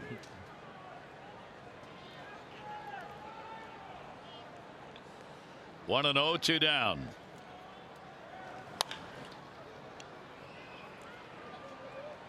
Even though he's had these 5 full counts in the ball game, Ramirez, a lot of these hitters, has been efficient. I mean, it's been one way or the other. Yeah. He had a 10-pitch second inning. Pitch count up there a little bit. Jackknifed away on the pitch down and in. Pretty impressive. This 24-year-old who did a real good job, strikeout pitcher at Norfolk this year. He averaged a strikeout per inning pitched at AAA at a 3.88 ERA. 72 innings, only 22 walks and 72 strikeouts. In the air to right. Way back. Warning track. Wall. And off the top. Goodbye. Home run. So the long shot by Blake Swihart. Second home run the Red Sox have in the game, and it ties it up at 2-2, and he's got a 7-game hit streak. Picking up his first home run to tie this one up. And Ramirez just challenged him with the heater, and unfortunately it is up center cut, and Swihart puts an A swing on it.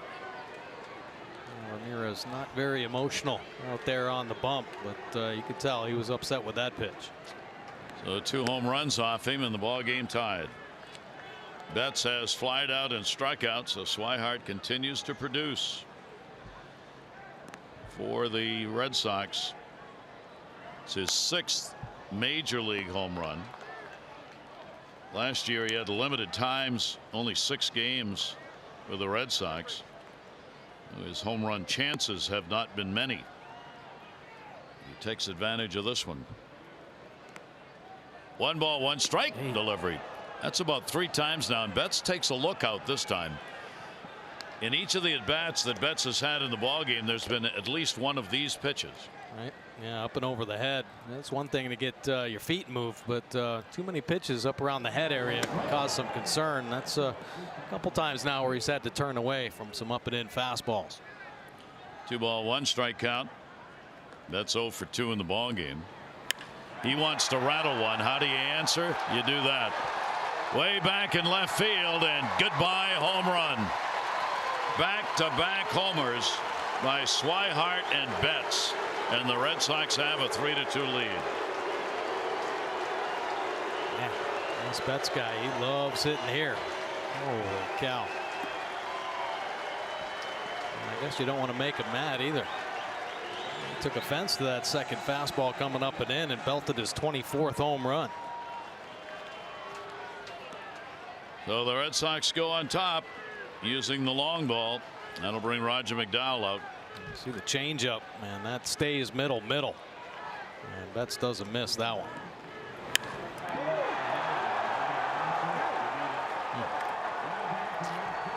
Circle the bases and never looked at the mound.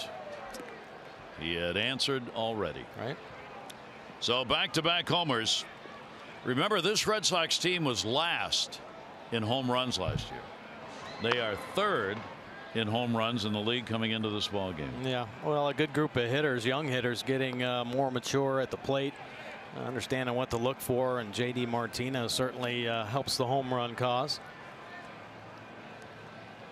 So 3 homers against Ramirez, who had given up only a couple coming into the ball game total in the starts he'd had. And a 3-2 Red Sox lead. Now here's Benintendi. He was going for one. Red Sox have had back-to-back home runs 4 times this season. Last one involved Moreland, J.D. Martinez against Houston on June 1. 0-1 delivery on the way to him. High fly ball, center field. Jones through the raindrops will put it away. Couple of home runs, 2 in, and a lead for the Red Sox. Our Ram Doo-Off's brought to you by Ram Trucks. Experience the power and toughness of Ram at your local dealer. Log on to ramtrucks.com to get to work. Guts, glory, Ram.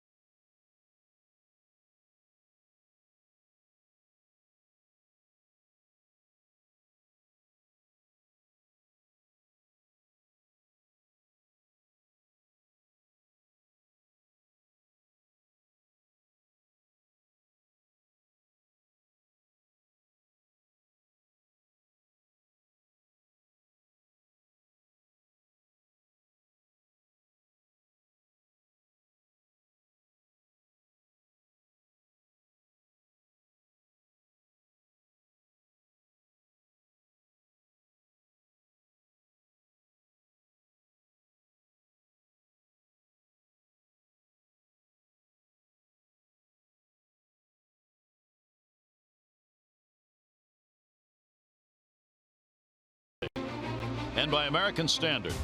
Find your local independent American Standard heating and air dealer at MidAtlanticComfort.com. Gary Thorne and Mike Bordick in the rain here. Light rain on and off a bit. 3-2 lead now for the Red Sox using the long ball. Pomerantz a run to work with, and that will be bounced. He's only thrown 6 of 18 first pitch strikes. Ramirez 11 out of 20 on the Orioles side. Caleb Joseph, base hit. His first time up. 5-game hit streak now for Caleb. We'll try and again get on base here and start another rally for the Orioles. Yeah, right guy up, seeing the ball very well right now, and need a base runner. Caleb has gone 14 for 39, hitting over 340 in July. Most hits he has had in a month this season. Already put up here in the month of July. 3-0. He'll take it. It's a strike. Top of the order, Beckham, and then Jonathan Scope will be due up.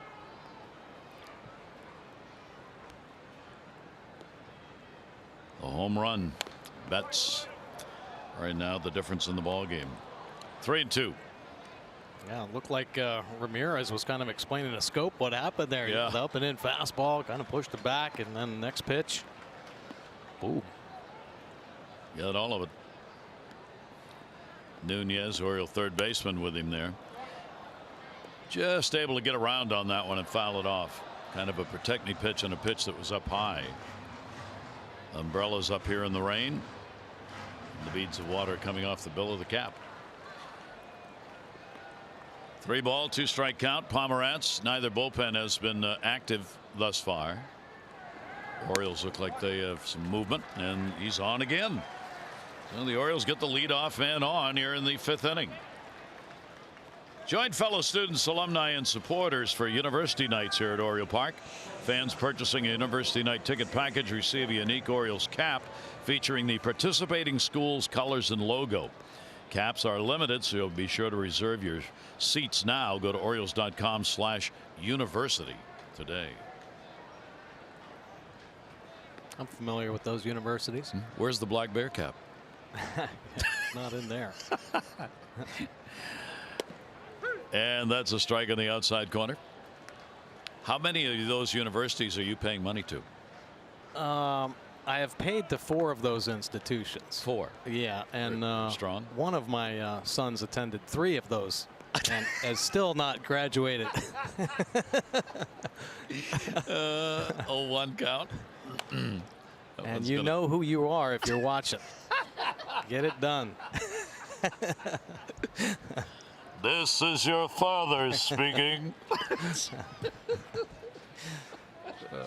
You're a great supporter of higher education institutions. Let me say that. I know. I know I am. Otherwise, you'd be in Maine fishing. But no. Runner on at first and an 0-2 count. 2 walks, by the way, surrendered by the left-hander in the ball game. And a 1-ball, 2-strike count. So the Orioles try and get it right back. Back-to-back homers in the 5th. Now right in the bullpen for the Orioles. Long relief job that he has handled more and more efficiently as the season's gone along. 1-2. Joseph off first base. And again around on the top of that one, fouls it off outside of third. Yeah, good job getting to that breaking ball right there. Really got to get to battling now with the 2 strikes. Pomerantz looks like he's losing a little bit of his command after walking Caleb Joseph. Missed badly on the 3rd pitch to Tim Beckham. So they'll start their bullpen as well as Embry's up and throwing. Bear in mind now this is the first start that the left-handers had since the end of May, being on the DL all that time, coming off of the start. 1-ball, 2-strike count. 2 fly balls to center so far for Beckham in the ball game, and that's going to be way up high. Yeah, not much question we're not seeing the same flow, delivery style, command. Yeah, he's a little off right now. Maybe some fatigue right there. That's when you want to get him. Before the Red Sox can make a move to the bullpen, try and get something off him right here. Yeah, get scope up, right? Yeah. 2 balls, 2 strikes.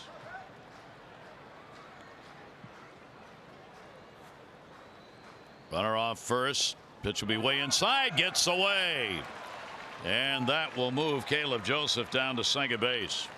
Partially blocked by Swihart and then trickled between his legs. Yeah, through the 5-hole, sliding over on this tight breaking ball. Beckham's back foot and just finds a little room to squeak through. Take a look right here, just underneath the glove. It'll be called a wild pitch since it hit the dirt first. It'll be the 4th wild pitch by Drew Pomerantz this year, and the Orioles get the potential tying run now down to second. And Beckham on a 3-2. In the air, left center field. Jackie Bradley Jr. looking. And goodbye home run. They did get to him. Tim Beckham delivers a long ball. Good for another 2 runs. And the Orioles go back on top 4-3. Boy, you know, Cora, Red Sox manager, was standing in there saying, geez, just get through this inning. You could tell he was fatiguing a little bit after walking Caleb Joseph. Didn't have the command with Beckham and flipped in a little 3-2 breaking ball that Beckham was waiting for. 4th home run of the season. And the Orioles able to take over the lead. His first home run against the Red Sox this year. And the Orioles go back on top 4-3. And for Edward King Sr., our Maryland lottery contestant, another $500. Second home run hit by the Orioles. Fouled into the screen. Let's take a look at this swing by Beckham. There it is. The breaking ball hanging up over the belt. And Beckham stays on it. Boy, nice short swing to the baseball there. No wasted movement at all. And it jumps out of Camden. A little home run battle going on between these 2 teams. Pitch taken up high. Red Sox have hit 3 home runs. The Orioles put up a couple. And all of the runs scored in this ball game have been on homers. And that will stay foul down the line. And Jonathan Schoop will come back. Nice to finally see the Orioles hitting some home runs with some guys on base. A lot of solo homers this season. Jonathan Schoop, boy, he had 12 solo home runs before yesterday's ball game where he hit his first 2-run shot, and then of course tonight getting another 2-run blast. Thunberg just getting up to throw in the bullpen, and a high strike on the swing. 4 Ks put up by Drew Pomerantz. Jonathan Schoop expanding the zone a little bit right here. A high fastball up at the top of the zone, well up and out of the strike zone. And trying to stay on top. A little extra life up there. Raining a little harder here. Going to try and play through, in all likelihood, try and get an official game in. Get through this 5th inning. And the breaking ball in there for a strike. Adam Jones has drawn a walk, grounded out. He's picked up a base hit in 5 at bats so far in these 2 games. Adam on the year, continued strong outing against Boston, hitting .310 coming into this ball game against the Red Sox. You can see the rain really picking up now. Here's the 0-1 delivery on the way. That'll be outside.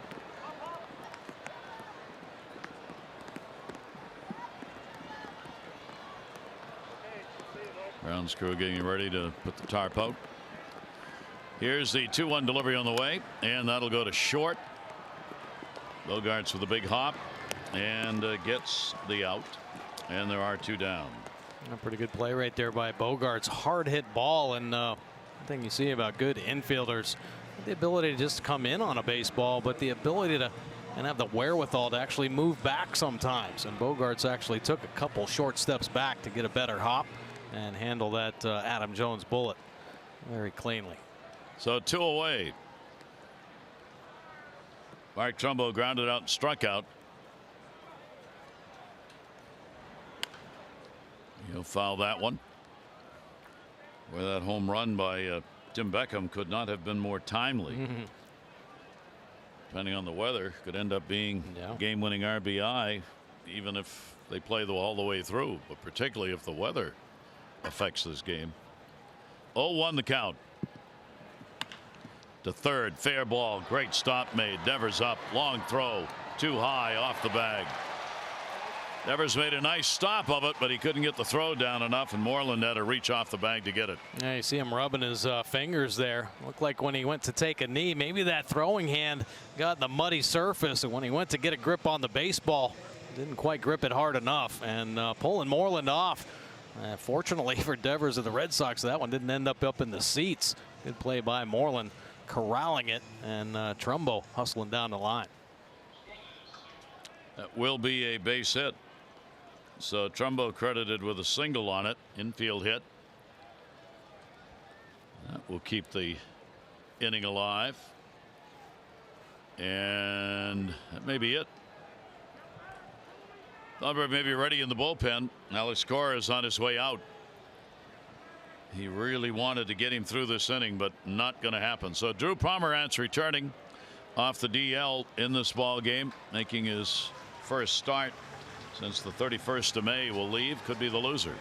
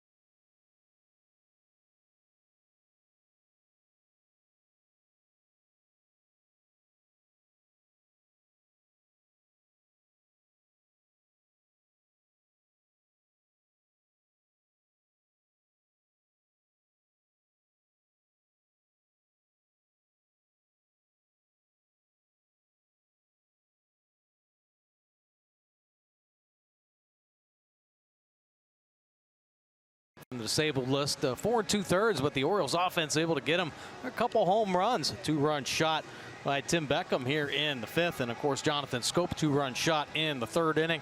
89 pitches, and he is gone. I'm going to give away to the bullpen. Fans, regular oil changes at Jiffy Lube will help your vehicle's engine run cleaner, longer. Jiffy Lube, drive in today. Well, the Red Sox going into the bullpen and pulling out Tyler Thornburg. This will be his 7th game of the season. I just recently called back up. 844 earned run average, 5 punch-outs in 5 1/3, giving up the 7 hits. Opponent's hitting .318 off Thornburg. Thornburg, another just coming off the DL, as the Red Sox acquired him in a multi-player deal from Milwaukee, and then he had shoulder problems, had a shoulder operation, and did not pitch at all in the 17 season after having been acquired by the Red Sox, and now just getting back into playing shape. Came off the DL on July 4. First time he's been on the active roster with the Red Sox in a year plus. It was a 5-player deal with Milwaukee. 1-0 delivery, breaking ball in. Thornburg was a starter in his major league career with Milwaukee. It's where he came up through their organization and then was converted into a relief pitcher back in 2013 and 14. 1-1 delivery. 93-mile-an-hour heater up and in. Good life on that fastball as it ran up and in on Valencia, but a couple good breaking balls to start him off with. So I can tell comfortable with that breaking ball.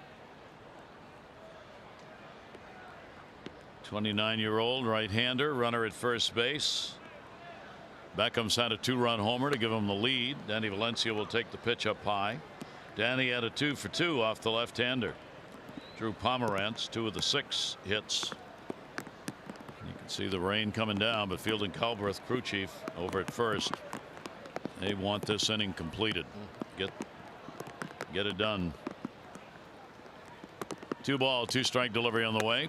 And he started. Did he go? Nope. Thornburg trying to get him bite on that high heater. Valencia getting it going. Oh, that's close. Too many raindrops in there. Water starting to show up in the infield. That's what you're really concerned with. You get the dark patches. 3-ball, 2-strike count. Runner goes. Popped him back out of play. We'll do it again. Another good healthy cut right there by Valencia. Feeling pretty good after squaring that ball up to left field.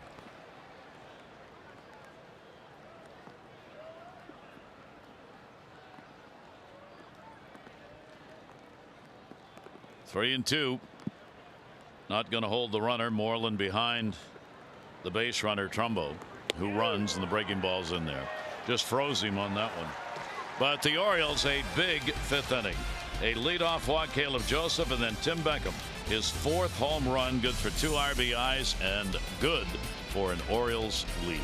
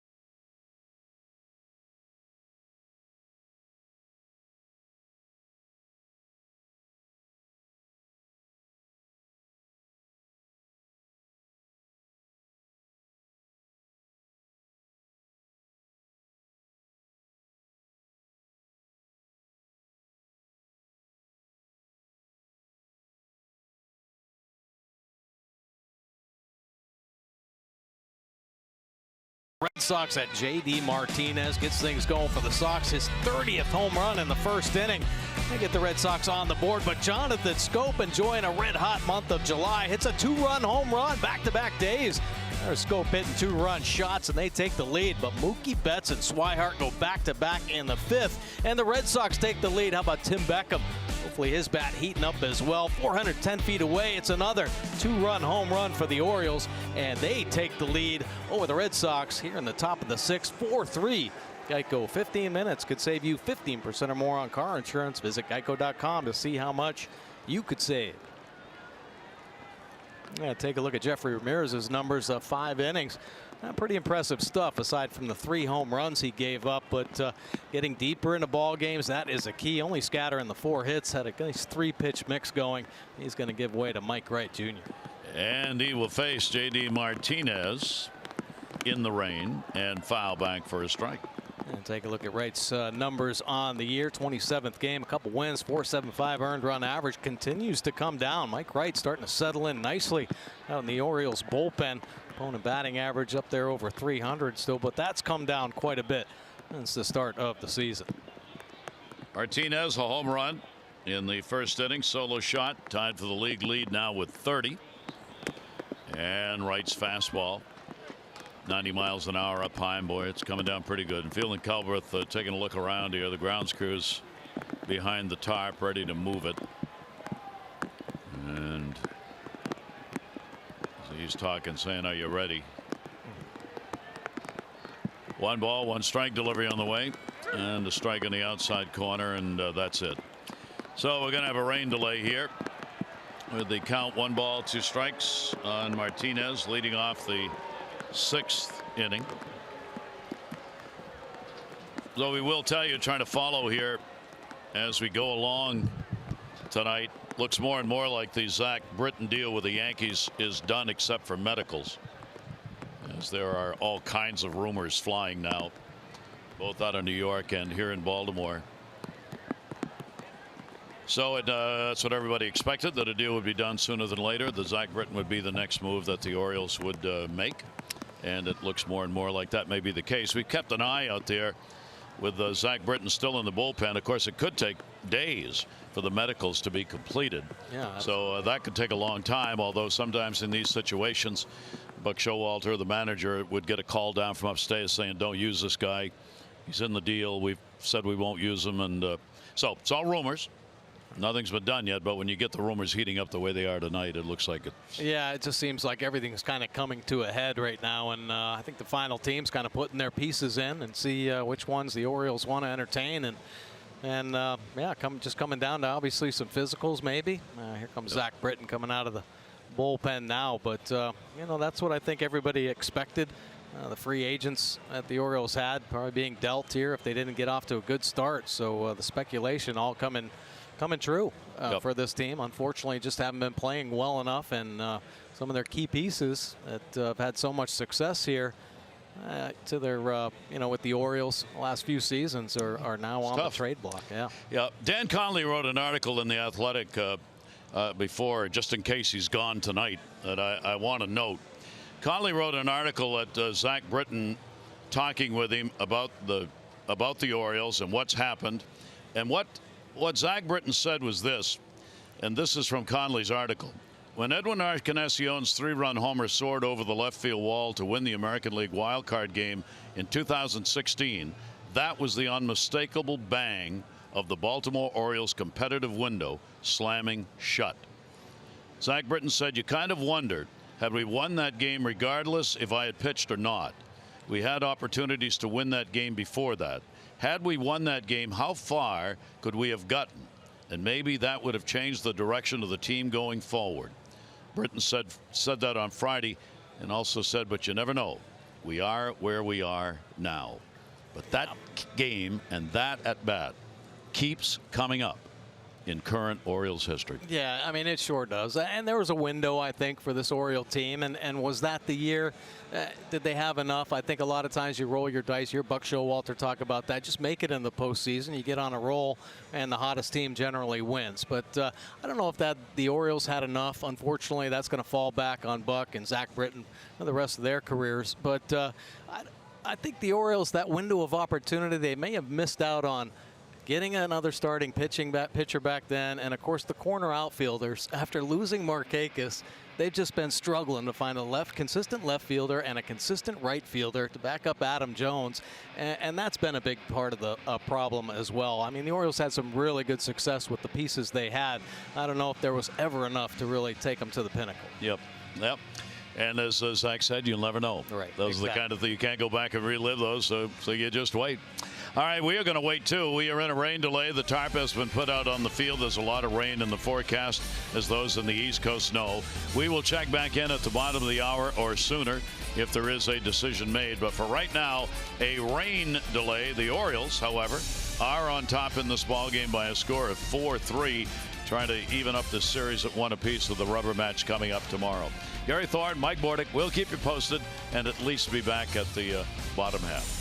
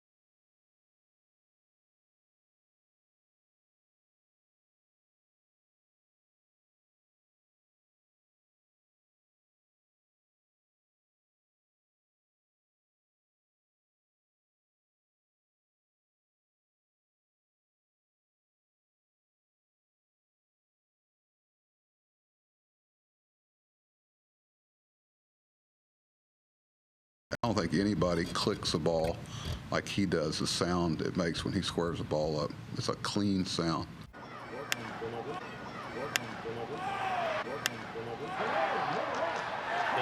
It is a pure sound for sure, and Jonathan Scope really wasn't making that sound earlier in the year. And of course, he got hurt, had an oblique injury, and then just tried to do a little too much, I think, and keeping up with his buddy Manny Machado.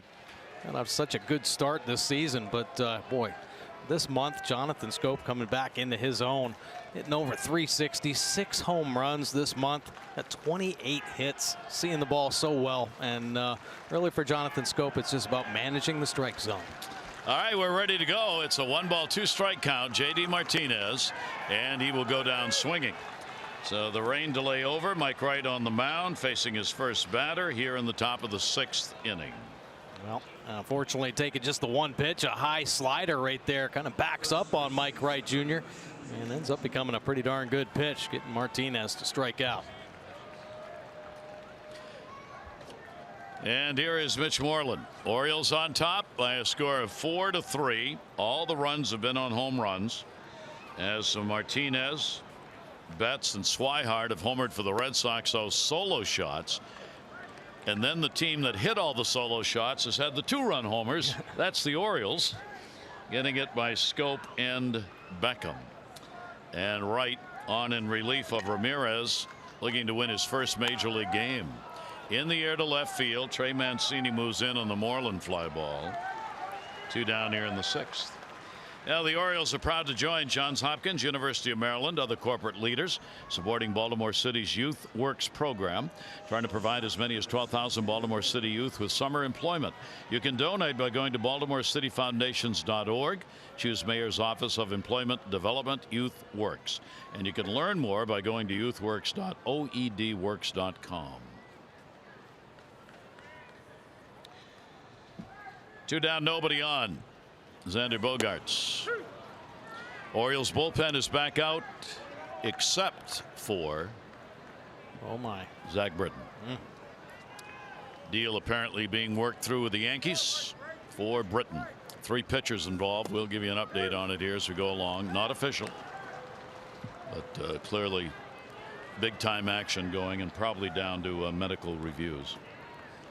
0-2 count, 2 away. Bogaerts has struck out and flied out, and that will be fouled back into the seats.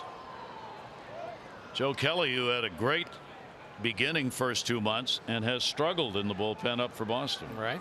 Yeah. Big arm out there, and kind of always surprises me when Joe Kelly gets hit.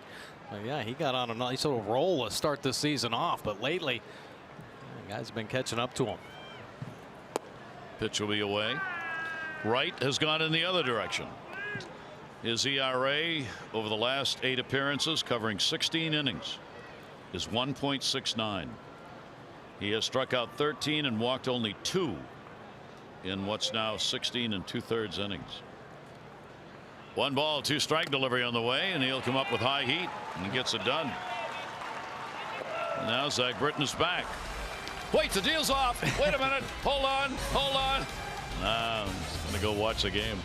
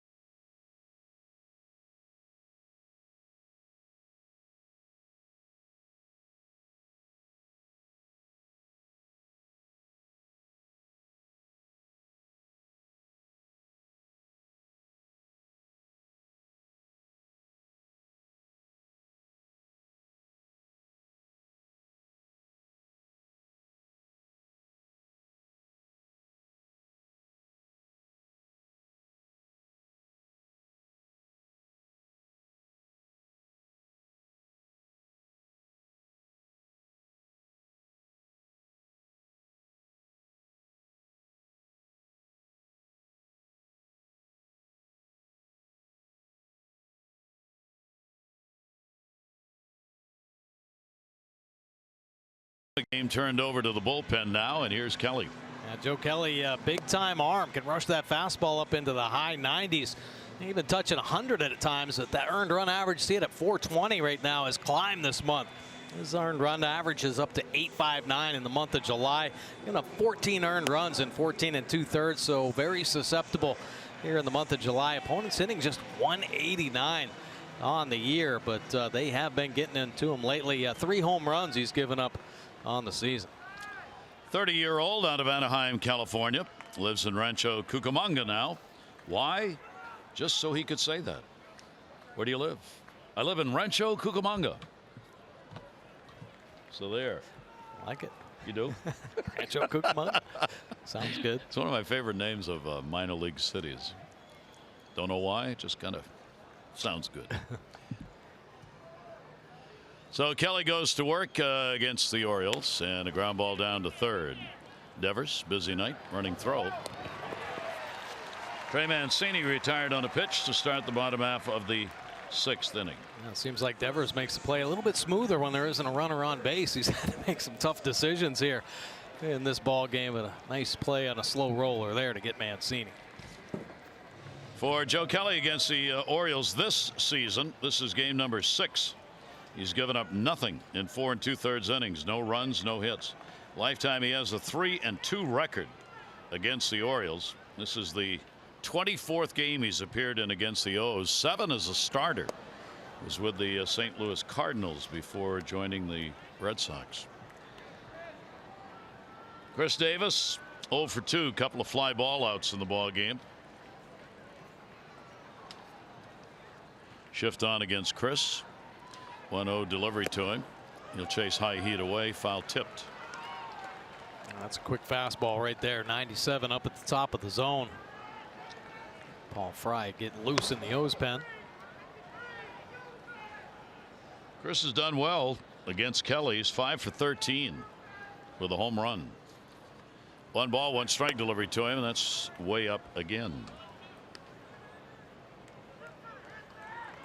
Well, Davis better hope he makes a mistake down at the bottom third of the plate, because it's going to be pretty hard to get on top of a 98-mile-an-hour fastball up there. Looks like it's coming in quick. Short arm.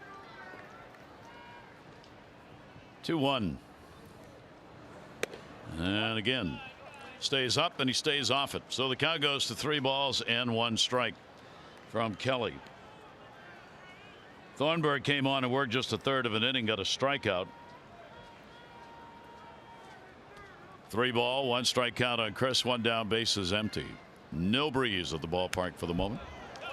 Drew Pomeranz, pitcher of record for the Red Sox, 4 runs, 6 hits, 4 2/3 innings, coming off the DL.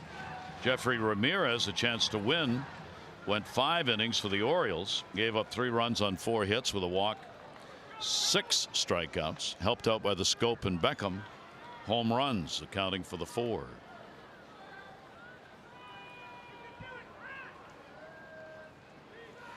Full count delivery. And the Orioles will get a man on with 1 down. Orioles baseball on Masson is brought to you by Ocean City. There's no end to the fun you'll have in Ocean City. Plan your trip today at OCOcean.com. And by Nissan. Choose Nissan today for great offers on their most exciting lineup ever. Shop ChooseNissan.com. Orioles have drawn 3 walks in the ball game, with the 2 off Drew Pomeranz, the starter. Now 1 here off Kelly. Nunez will take the pitch down low for a ball. Popped to first his last time up and has struck out. 1 down, 1 on.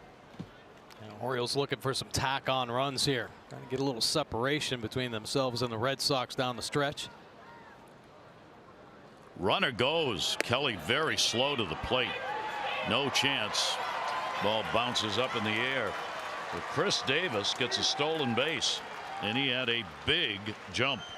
All right. Somebody in motion, creating some action right here. Davis with the big jump, head first slide in there safely.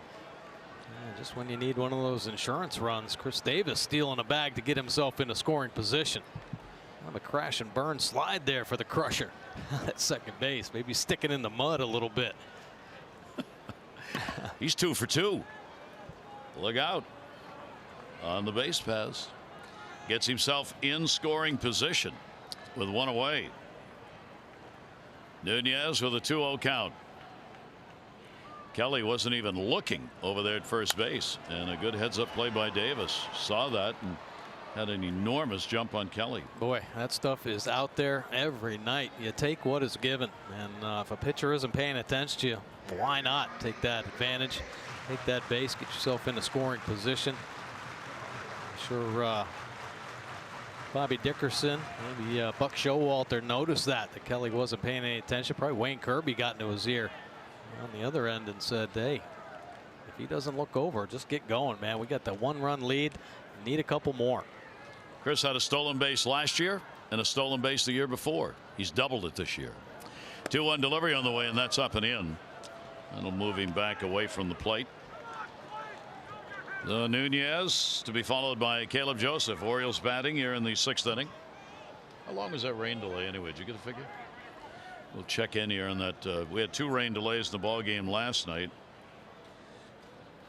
and a relatively short rain delay in this one. 3 ball, 1 strike count. Defense straight up on Nunez, and he'll go after high heat. Boy, Nunez doesn't get cheated either, and pretty tough to catch up to that fastball. Though last night he got on a Kimbrel fastball. Kimbrel challenging him with 3 straight. He finally squared one up into the gap. And get on one of these fastballs, that's going to go a long ways. Orioles 1 for 3 with runners in scoring position tonight. They have left 4 on base so far. Full count. Davis, good lead at second as they back off holding him. And he'll pop that one back and by the dugout over it, out of play. Swihart going over to take a look. 27-minute rain delay in this one. Ball game did get underway on time. A couple of showers, then the big one came for the delay. Orioles getting that lead in the 5th inning on the Beckham 2-run homer. Both teams have had leads in the ball game.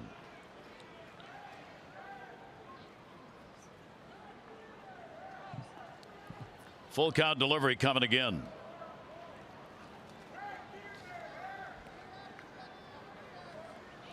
Again, Davis, good secondary lead. They back off. Wow. Into the kitchen, into the pantry, and on to first. Yeah, a little jackknife right there. Good recognition. 98 coming at him hot.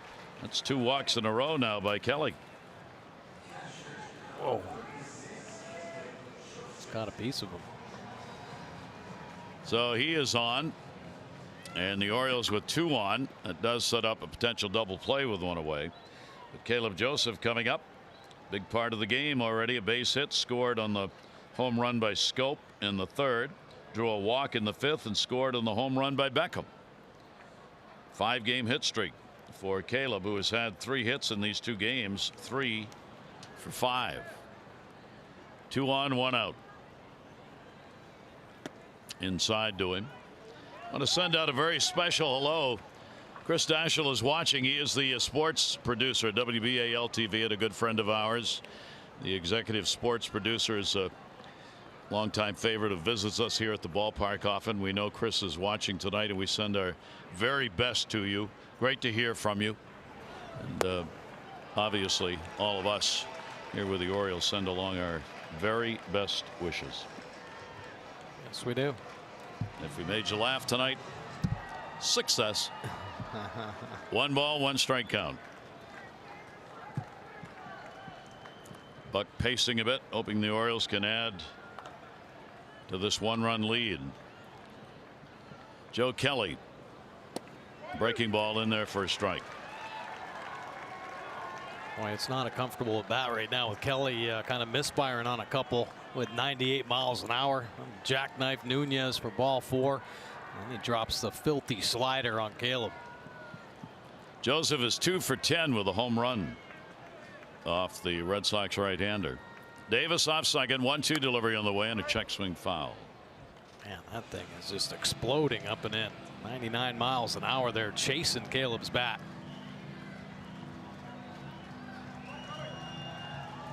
Bullpen of the Red Sox obviously has played a very big part in their success. Third best ERA. They're sixth best in strikeout to walk ratio. They got some power pitchers out there. Third in strikeouts among bullpens. 1-2 delivery on the way again. Caleb ground ball to the middle. A lot of room. It'll be knocked down, but nowhere to go with it. Infield single. And the bases are loaded. So Caleb's second hit, 3 times up, 3 times on for the Oriole catcher. Stay hot, Caleb. Taking it right back up through the box, and a little miscommunication as both Bogaerts and Nunez go after this baseball. They leave second base vacant. I think Bogaerts getting a little tangled up there. Doesn't even think about first base. Had a lot of room there at second base had they had somebody covering it to make the flip. But as Mike said, there wasn't anybody there. Daniel Lavanger has been the pitching coach Red Sox for some time, out to make sure everybody's on the same page with the whole infield coming in for the meeting. Tim Beckham with a chance to do some more damage. 4th home run of the year, 5th inning. 2 RBIs. He's 1 for 3 in the ball game. Bases are loaded. The infield will stay back, play for 2, except at third. Devers will be even with a bag at third base. Davis, Nunez, and Joseph the base runners, and Beckham takes the breaking ball away.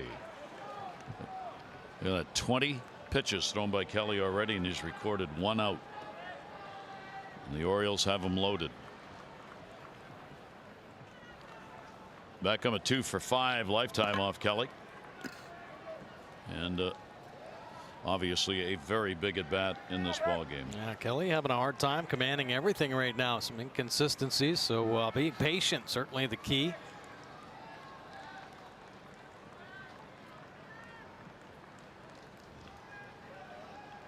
High set, 1-0 delivery, ground ball foul. Back-to-back sliders. A lot of times when pitchers lose that fastball command, you see Velasquez.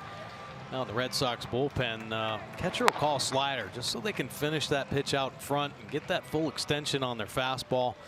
Help them command it a little bit better. Back-to-back sliders there, and that last one for a strike. Maybe it helped him finish out in front a little bit, have more command of that heater. This is Beckham's first at bat this year with the bases loaded. Here's the 1-1 delivery on the way, and a swing and a miss as that one high and moving away. Yeah, cut that one loose, 99 miles an hour. Beckham staring out at the heat. Take a look. Tough to get to that pitch up and away. 1 ball, 2 strike count. Kelly after the strikeout of the ground ball. Beckham after anything to get a run in. 1-2. 13,342 braved the weather tonight. 13,342. Seeing a good ball game. Now you see the green line. That's the sac fly line. You're going to get the green light from Bobby Dickerson if Beckham can get one out there on that line. Anything beyond that, Chris Davis should score easily. Anything in front of that green line, though, that's the warning sign. Bobby Dickerson's got to get a good read whether or not the ball takes the player into the gap or down the line. 1-2. Sacks full. 1 down.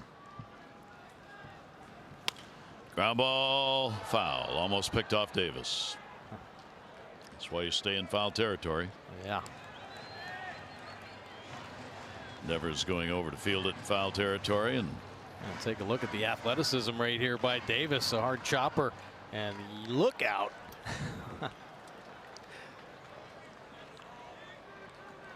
there are a lot of lines to go with that shot, and I'll leave them all to you. 1 ball, 2 strike count.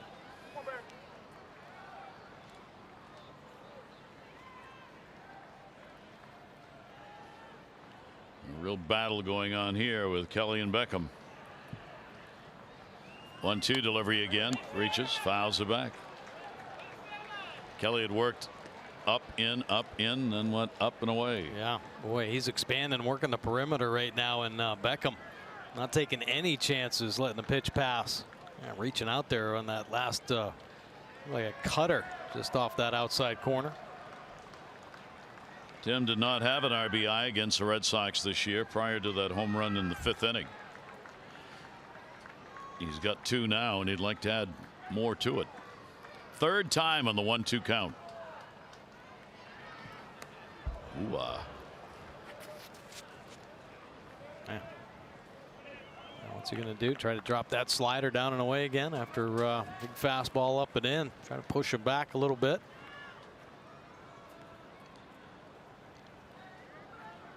Fry has been warming up for an eternity. He's just resting out there. 1 ball, 2 strike count. Going to do it again. 8th pitch of the at bat. Runners off every base. Outside. Good block. Swihart going out to keep it in front. Yeah, pretty good play. This is a tough slider. I mean, this is well off that outside corner. And Swihart recognizing it as it starts as a ball. And he goes and gets that body over there, hooding that baseball and killing it right there on the dirt. Nice play by Swihart. Pretty athletic catcher. Can also play some other positions as well. He is not a stranger to the outfield. Pretty good speed for a catcher.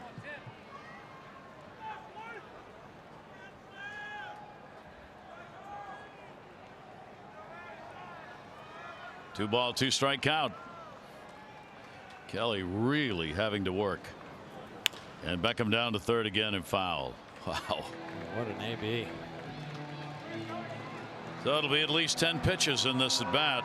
And Kelly way over where he wanted to be in pitches thrown here in the inning. Did not help his own cause, surrendering the 2 walks to Davis and Nunez. Infield hit by Joseph. That has loaded him up. Davis, lead runner.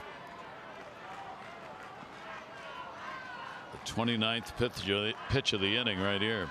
2-2 delivery to Beckham and up high. So he works at full, nowhere to put him. 3-2-1 down. That's some good ABs here in this inning. Put some pressure on Kelly and the Red Sox. We'd like to see it.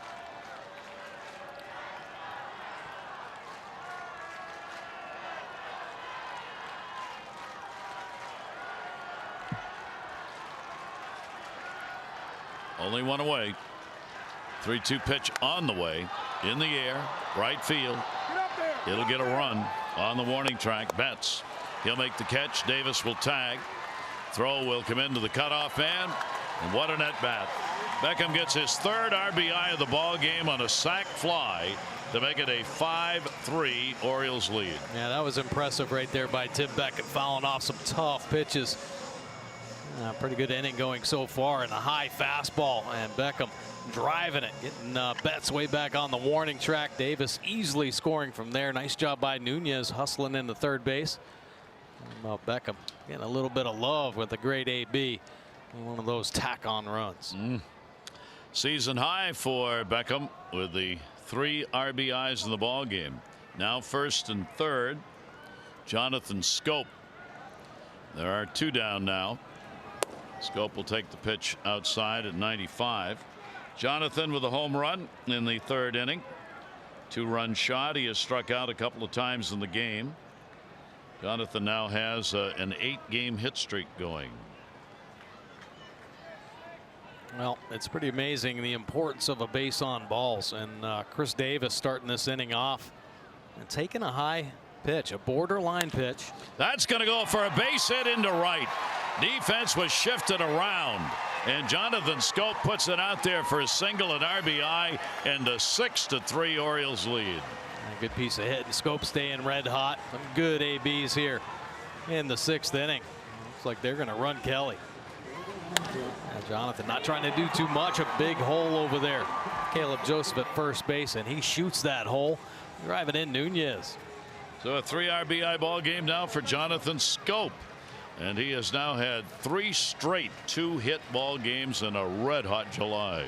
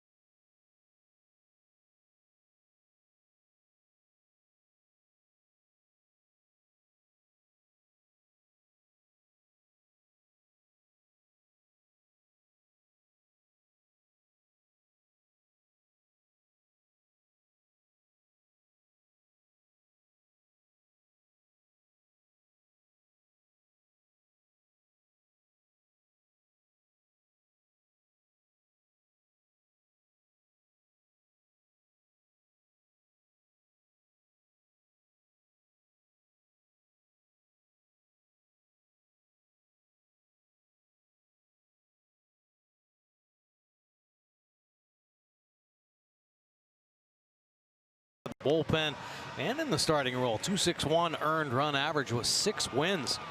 The Red Sox 51 2/3 innings of work at holding opponents down to that 286 batting average. All right, he's up around 300. He has given up the 5 home runs, but he's been able to slam the door and doing a nice job in any role that the Red Sox put him in. Inherited runner stranded, he's had a hard time. How about that? That's a low number there. So Velasquez comes on. Try and find an out here out of Sonora, Mexico.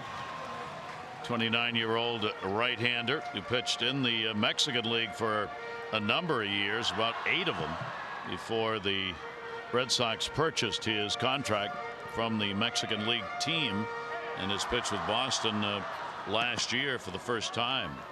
Orioles have runners on at first and second base. Caleb Joseph getting back to second. Saw Jonathan Schoop over at first. Adam Jones up. The Orioles couple of runs in. Bottom half of the 6th inning. RBIs by Beckham and Schoop. And right now Adam Jones would like to add to that. Adam 2 on 2 down. Inside out, he's going to do it.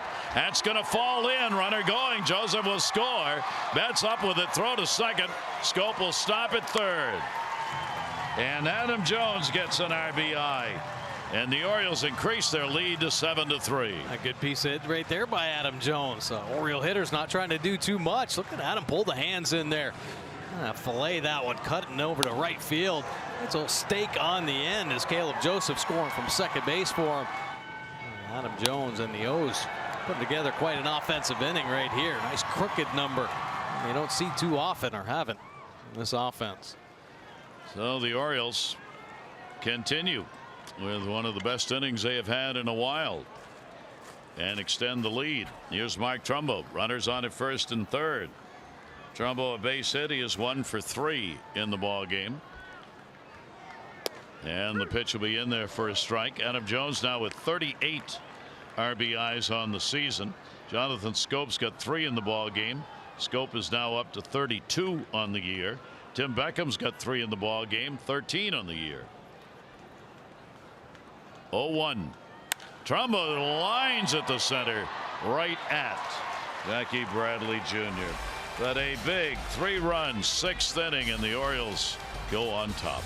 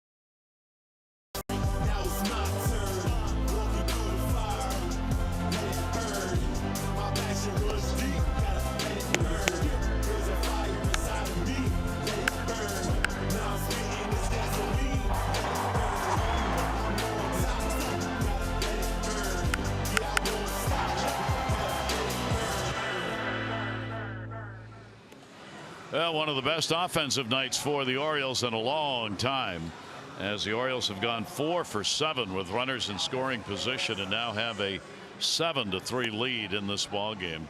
and looking to get out of a 4-game losing streak. Yeah, and I see a couple hot hitters in this Oriole lineup. Paul Fry now coming out of the Oriole bullpen. He's having a sensational start in his big league career. 169 in his 10 2/3. That's 12 punch outs. Opponent's hitting just 231. Righty's up a little bit, but boy, is he controlling the lefties. Just 176 batting average, and he's getting a lot of outs on the ground. 56%. He will face Jackie Bradley Jr. Nunez.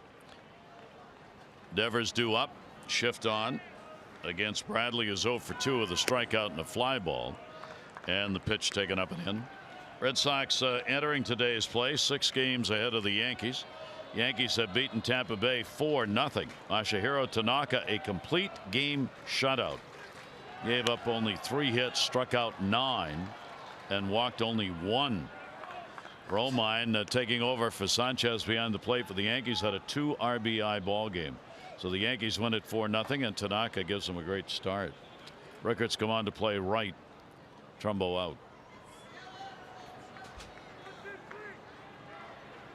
1 ball, 1 strike count.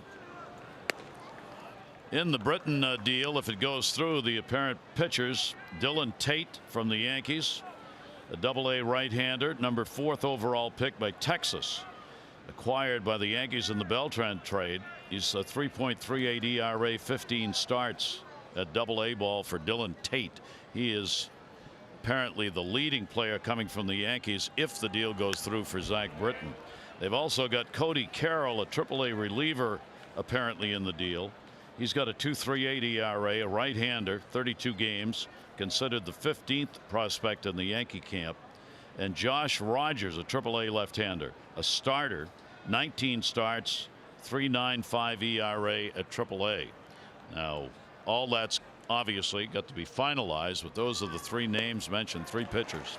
Swung on and missed, and Fry gets it. Boy, what a nasty slider right there. Beautiful pitch. A couple fastballs up at the top of the zone, and then the sweeping slider down and away. So well located by Paul Fry. I'll tell you, the Oriole relievers have done a pretty good job against the Red Sox. You wonder how they've lost so many games. It's the starters, really. 7.59 earned run average. The bullpen, though, just a 1.90. Giving up a lot fewer home runs. Obviously, the batting average down. So Orioles in a good spot right now in the back end of this pen.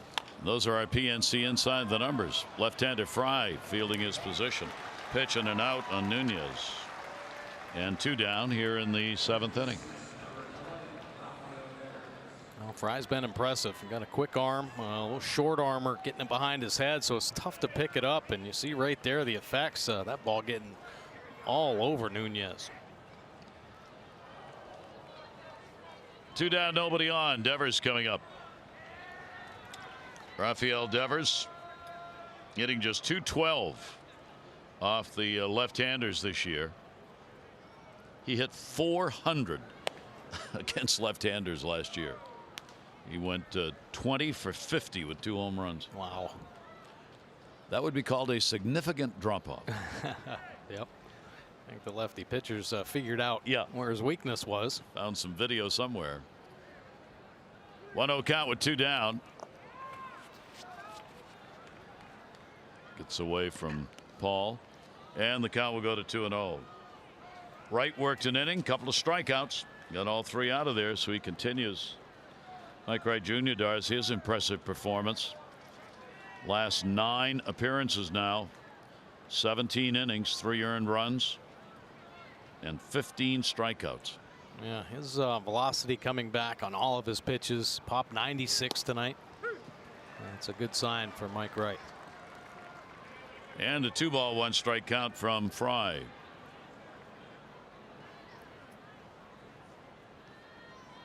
All kinds of numbers the Orioles are trying to obliterate, including a 6-game win streak by the Red Sox over the Orioles, and 9 wins in a row by the Red Sox here at Camden Yards. Hang on to that lead, and they can put those by the wayside for a moment. And keep in mind, you got Jeffrey Ramirez waiting for his first major league win. Orioles starter is the pitcher of record. Yeah, finally put some runs up for him. Yeah, pitched a very strong game. 3-ball, 2-strike count with 2 down. Swihart is the on-deck batter if the left-hander can keep it alive here. 3-2 delivery to him. Devers will foul that back over the screen. Game 3. Wrap up this series tomorrow. Could be the rubber match. Dylan Bundy against David Price. 6:30 O's extra. 7 o'clock for the ball game on Masson. As Dylan will be going after win number 7. Price after win number 12. Full count delivery. That'll be a base hit. Went the other way. Into the gap. Devers will make a big turn. Mancini gets it in a hurry and holds him to a single. A pretty good swing right there by Devers, keeping that flat bat through the zone. Yeah, whistles it out there to Boom Boom Mancini. And Devers thinking 2 out of the box, but Trey got there in a hurry. So the Red Sox get a man on with 2 down here in the 7th inning. Hit number 5. Orioles out hitting him 9-5 and leading at 7-3. Here is Swihart, home run, first of the year. Came in the 5th. 2 away, and the pitch up for a ball. Swihart doing the catching. 7-game hit streak for him. That'll get Givens up in the bullpen. Miguel Castro bringing the water over for him.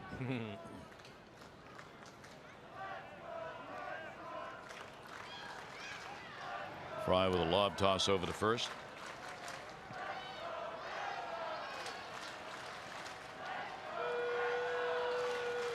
Obviously, Red Sox cannot afford to have an out recorded on the base paths here.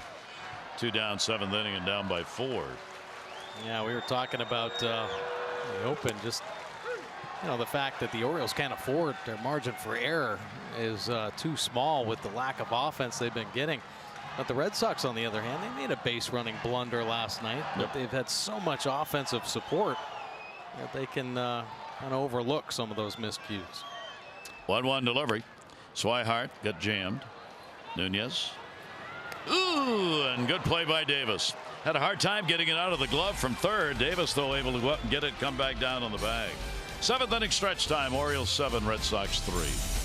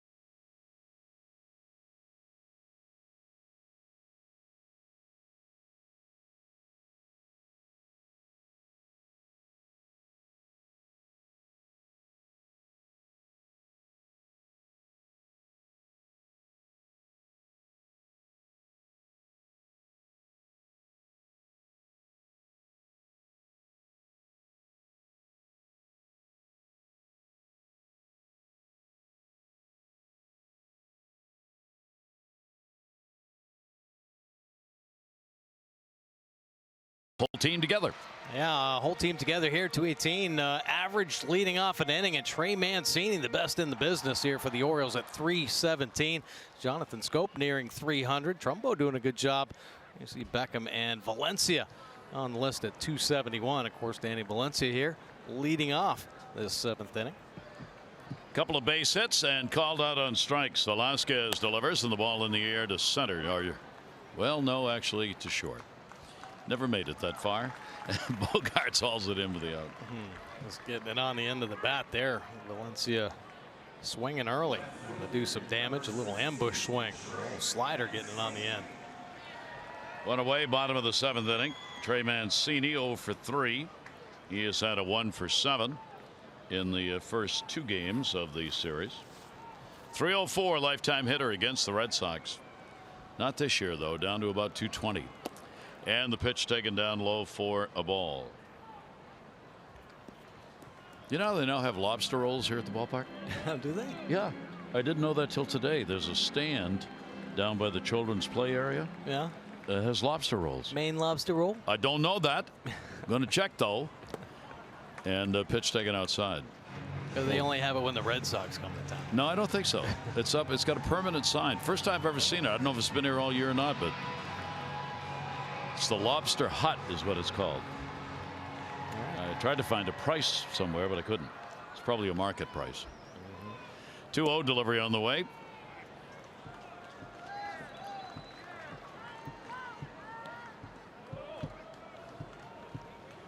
And a 3-0 count.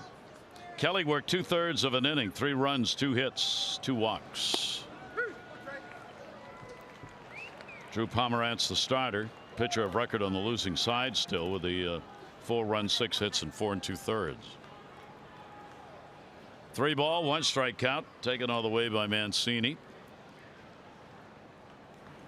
Trey will foul it off.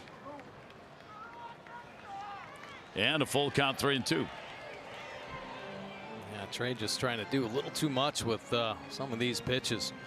It's rolling over instead of staying through the power alleys and driving that one to right center. That's where he's got to start consistently targeting things during the ball game. Velasquez ready on the full count, and he will walk you. Orioles will pick up their 5th walk of the ball game. This one will come with 1 away in the 7th inning.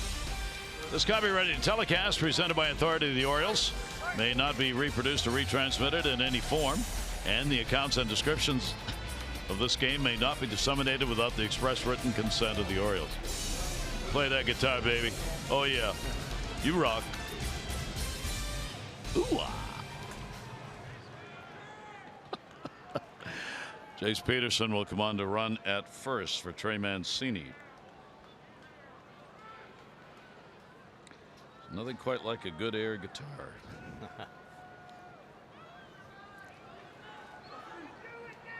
One down. Shift on in the infield at double play depth. Chris a walk and a run scored and a stolen base. He'll go to left on this one. Benintendi settles under it.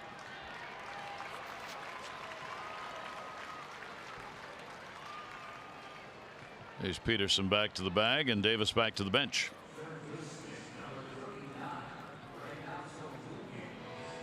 Two down, runner at first, and here is Nunez. Renato Nunez, the Oriole third baseman, a walk and a run scored in the 6th inning.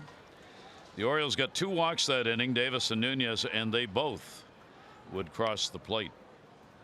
3 RBIs by Beckham, 3 RBIs by Scope. The number 1 and 2 hitters in the lineup for the Orioles. Both have 2-run homers in the ball game. Not any kind of a lead over there at first. Adam Jones has picked up an RBI. So all the RBIs have come from the top 3. And down at the bottom part, Davis has scored once, Nunez has scored once, and Caleb has scored 3 times from the 9 spot. Yeah, isn't that good to see? I mean, when the bottom third of a lineup starts producing, just getting on base and or picking up base hits, typically your team's going to have some success. We saw it in last night's ball game with the Red Sox. Their lower third came very productive. They got some walks from the lower third, and they ended up pulling out a win. Well, the Orioles tonight, bottom 3, having some good AB. Run and go. Swihart, nice throw, and got him. So Swihart on the first chance gets an out. 2nd time in the ball game the Orioles have run their 1 for 2.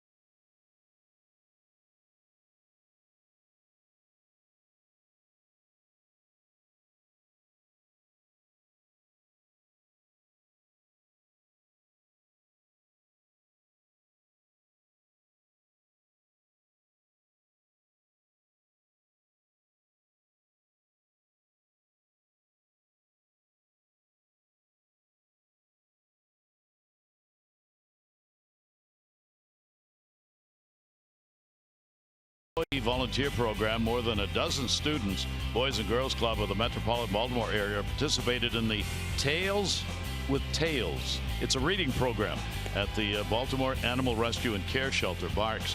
New program pairs adoptable animals with children as reading buddies to provide companionship to animals and promoting reading comprehension, vocabulary development, and confidence among the youth. Great program.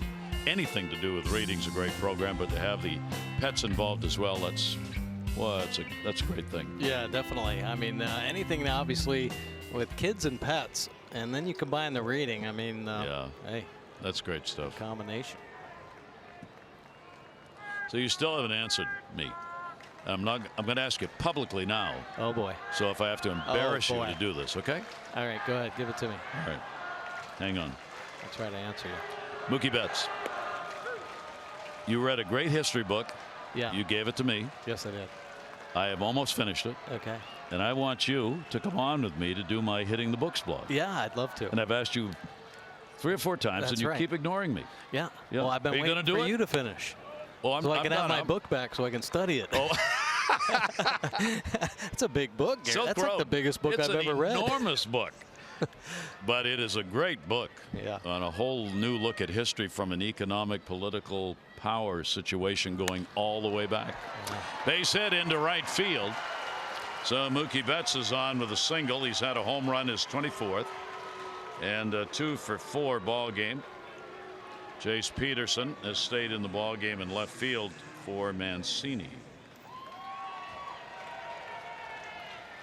So a 8th inning single by Betts will bring Benintendi up, then Martinez. So here's this is the beginning. This is the big boys in the lineup here that you want to get through. Orioles on top on a dangerous offense. Shift on, double play depth. Benintendi, a walk, a strikeout, a fly ball out. And the pitch, a strike on the inside corner. Benintendi, 227 off lefties and 330 off righties. That's why Fry is in there. Yeah, that's a good opportunity. We talked about his ability to get the ball on the ground. This is where he wants that ground ball. Let the defense do some work for him. 0-1 delivery. That'll catch the inside corner for a strike. Fry pitches with a great deal of confidence just in his mannerisms. Givens ready in the bullpen. 0-2 the count. Betts will be held by Davis. Keep that double play in order. Breaking ball, miss outside. Cale about to get it, caught right in the webbing of the glove. Fry worked against Toronto last time out, 22nd, so he has had a couple of days rest. Had a good 2/3 of an inning, didn't give anything up in that one. It's his first appearance against the Red Sox. Zach Britton watching. You know he's been updated during the game by friends, family about all the rumors about him going to the Yankees. Oh yeah, for sure. And whether he's actually available or not, we don't know. He's available, but are they going to hold him out of a game pending potential deal and all that stuff? There's something on the table. He's not going to pitch. Keep him out. 1 ball, 2 strike count. Big lead over there at first base. Not going to run, but does want to try and get down to second. Betts does if there's a ground ball. Break up a double play. Yeah, a lot of times a base stealer, and Betts is certainly one of the better ones in the game, will get a one-way lead but really stretch it out. So he wants to get a look at Fry's move, and that is a stretched out lead for sure. And Fry showing a little step off right there, but he wants to get a look at his A move. 2 ball, 2 strike count. Does not back off the lead. And a ground ball into that shift. Beckham 1, and there'll be no relay over. Well, it wasn't the prettiest out at second base, but they got it done. Tough chance right there by Beckham, taking him away from the bag, and hasn't had to make this type of turn all season long. He's been playing third base and now over a shortstop, and Nunez out there to get the force at second. Nice job by Fry. So a 6-5 on the force plate. Fry will come out of there. Martinez coming up.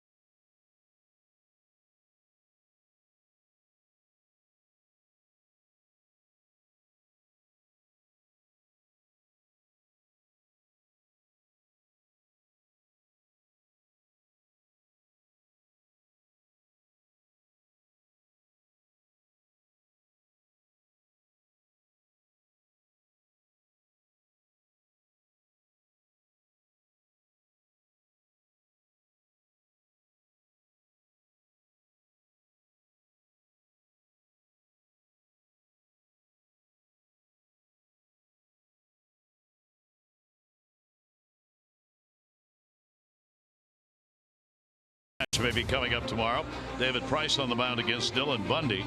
Coverage on MASN 6:30 O's Extra presented by Southwest. Game coverage at 7. All the access you need right here on MASN. Gary Thorne and Mike Bordick with you, and we're joined by Mr. Givens. Yeah, Michael Givens coming in 4.50 earned run average. It hasn't been the easiest road this year for Michael Givens. Some inconsistencies, but still a power pitcher. 57 punch-outs in his 50 innings of work. Tough to get on him, slinging it in there mid to high 90s from the side. A little slider and the change as well. Runner on at first base, one down. Betts the runner with a single, replaced by Benintendi on the fielder's choice, and the breaking ball is taken for a strike. Home run number 30, tie for the league lead, came in the first inning.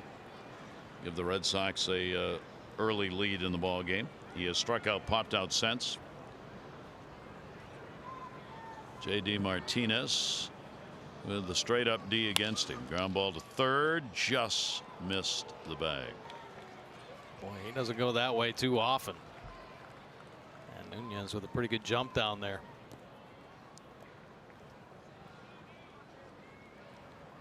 Martinez an 0 for 4 off Givens. There's Fry, inning and a third, couple of hits.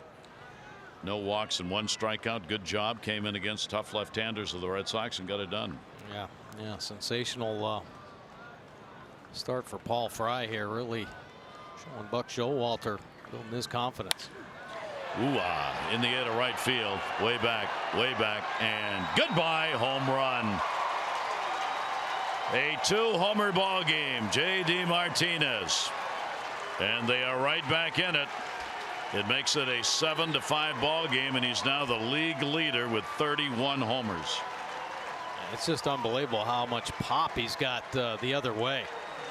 Down 103 miles an hour, getting it up on the flag court. Second home run tonight in both right field. Take a look at this swing. And a pitch cast here. Caleb Joseph setting up down and away, and this pitch stays in the middle of the plate. He goes down and gets himself some. Majestic home run. His second multi-homer game of the year. Moreland up 1 for 3, a base hit, pitch taken away. Take a look at his approach, how he keeps his hand. He leads with his hands, lets that barrel follow through. Man, oh man, stays tall and gets down through some. Now 1-0 count, still only one down. Pitch will be away. A 4-homer ball game for the Red Sox. 3 solos, and now the 2 RBI homer by J.D. Martinez. What a number he's doing on the Orioles with the long ball. That's 7 home runs against the Orioles this year. Ground ball just foul. And with the 3 RBIs for Martinez in this game, he now has 13 runs batted in against the Orioles on the season. Jeez, top of this lineup just doing some serious damage against the Orioles. He and Benintendi. Benintendi's got 15 RBIs against the Orioles. Yep. Said he had 2 multi-homer games. The other one was in Boston against the Orioles back on May 20. Moreland will take the pitch inside. Now the last thing Givens wants to do is a walk. Bring the potential tying run to the plate here in the top half of the 8th inning. And Bogart's waiting on deck. Red Sox have drawn only 1 walk, issued by Ramirez. 3 ball, 1 strike count. And he won't walk him on that one. Foul back for a full count, 3-2 on Moreland.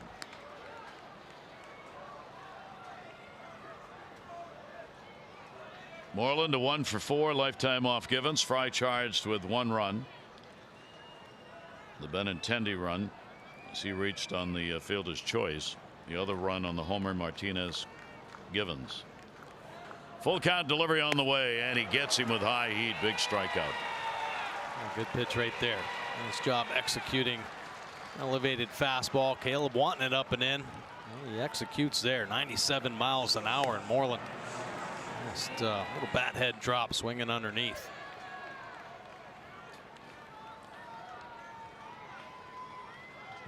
Givens after the final out here in the 8th. Bogart's 0 for 3, 2 strikeouts, fly ball. 1 for 7 in the first 2 games. Adam Jones. And that'll do it. Here in the 8th inning, though, a couple of runs in. Martinez getting the home run makes it a 7-5 Orioles lead.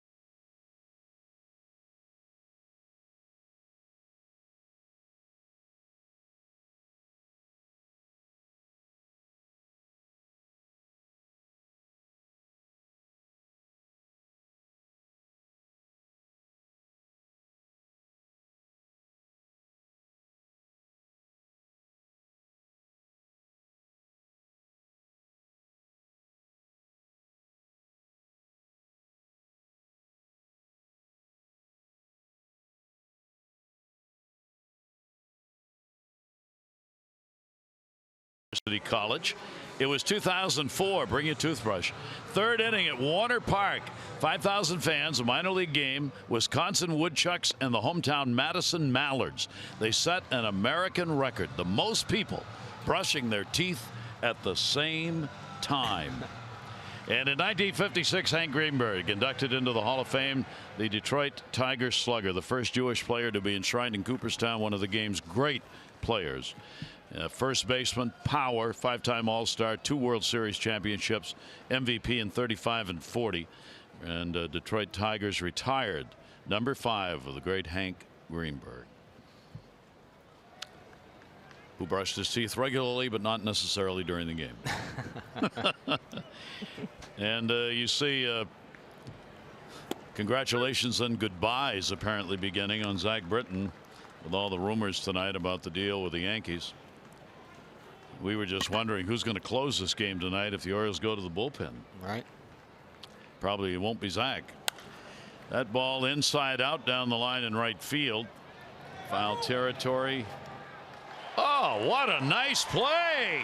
Moreland goes down there and gets it, just stayed with it and lightly collides with the tarp. Yeah, nice job down there. Gold Glove first baseman. Take a look as the ball comes out over the shoulder. A little backhand play. And not making it easy with the tarp right in front of him. Good concentration by Moreland. So a out recorded on a fine defensive play, and applause from Velasquez's pitcher. Nunez retired. Caleb Joseph, 3 up, 3 on, 3 in. 2 singles and a walk. And a strike on the outside corner. So Caleb continues this fantastic month of July. More hits here in July than he has had in any other month by far. And the pitch will be taken down low. And I think Caleb will tell you too, it's just a matter of pitch selection, not expanding the strike zone. He's getting pitches he can handle. 15 hits here this month. And the pitch will be taken inside for a ball. Orioles batting, 8th inning, 3 outs away from putting up a W. Buck Showalter will pace and Brad Brock will close. 2-1 delivery on the way. Outside corner strike taken. Kelly 2/3 of an inning, 3 runs, 2 hits out of their bullpen. Thornburg came on for a 1/3 of an inning, got an out.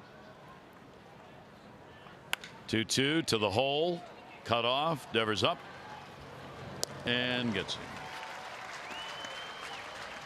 2 down. Tim Beckham coming up, and with that, our fourth drive of the game. Yeah, how about in the 5th inning, and Pomeranz kind of struggling a little bit with this command 3-2 count. He flips in a breaking ball, and Beckham catches him out front.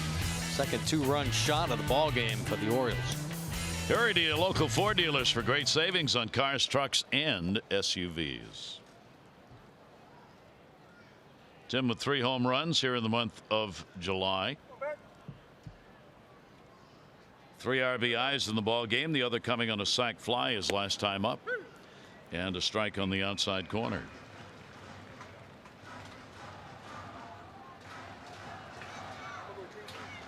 Orioles leading it. W's have come so hard.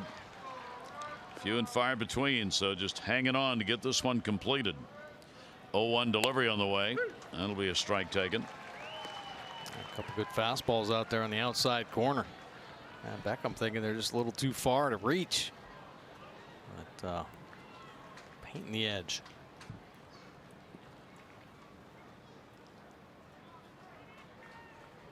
Oh, 2 the count with 2 down. And Beckham will take it away. Orioles 4 for 7. Runners in scoring position. They have left 6 on base. Red Sox tonight, not a lot of chances. None. They've left 3 on base.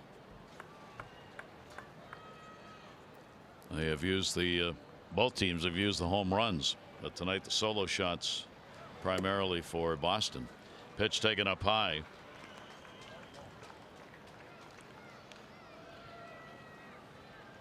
Once again, you think you're seeing rain, but you aren't.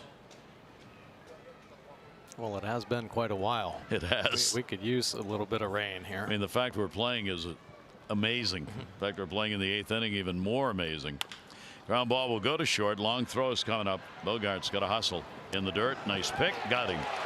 And Timmy I don't think he thought that was an out. Let's see if the Orioles want to take a look at this. They do. Beckham hustling down the line, trying to get himself an infield single. Bogart's had a long throw. Fine play at first, and yep, he was out. So a 1-2-3 8th inning. The Orioles now only need 3. Brad Brock will go on to try and get the outs and a win.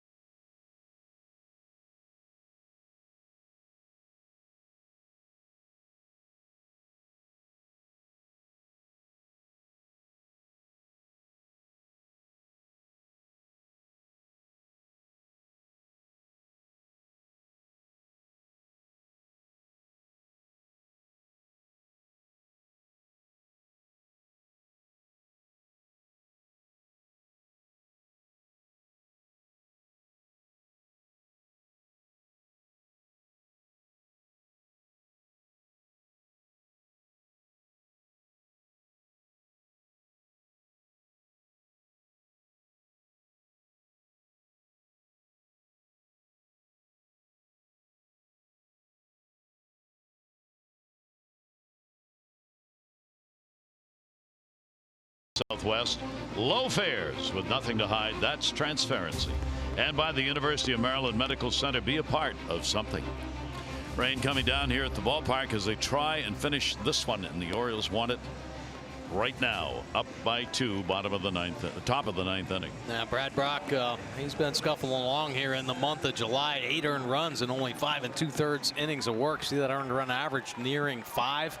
He does have 10 saves, so no stranger to the back end of this bullpen since Britton was on the DL to start the season.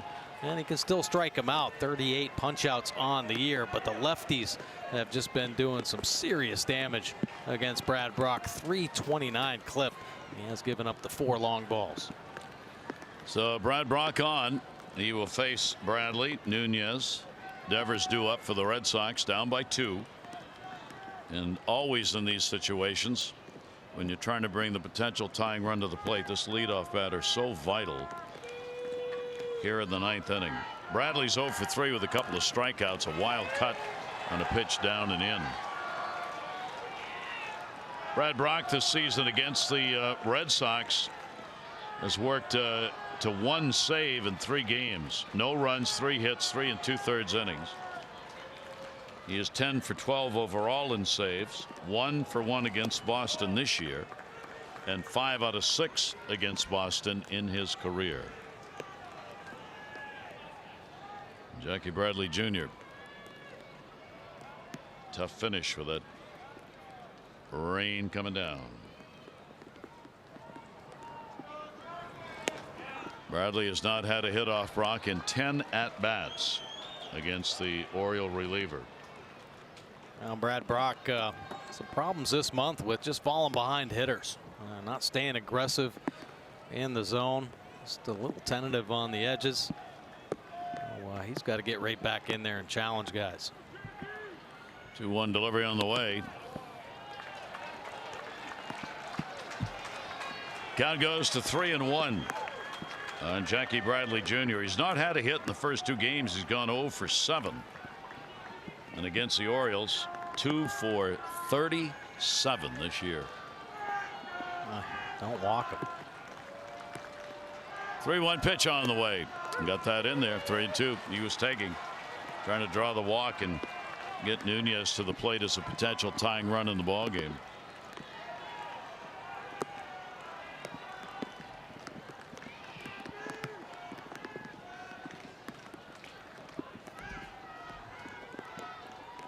So a big 3-2 pitch coming here in the 9th. Little roller. Hustling. Base hit. And the ball. Did it go in the dugout? Oh, it did. Oh, my Lord. The runner will go to second base. Man, oh man. Probably an infield single and an error on the shortstop Beckham.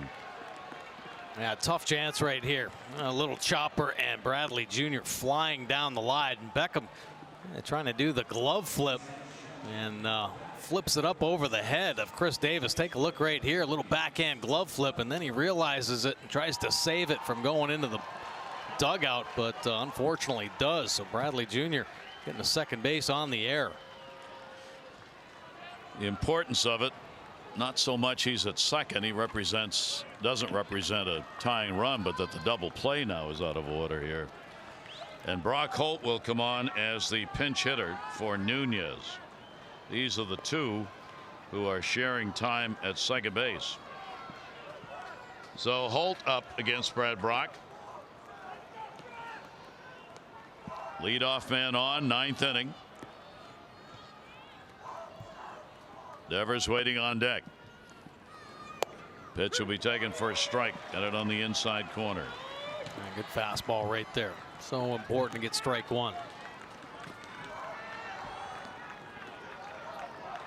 Holt has gone 3 for 8. Lifetime off Brad Brock. 0-1 in the dirt. Good stop made by Caleb. Yeah, a little change up down there. Brad Brock gets that movement like a split finger, and that one just dive bombing down into the dirt.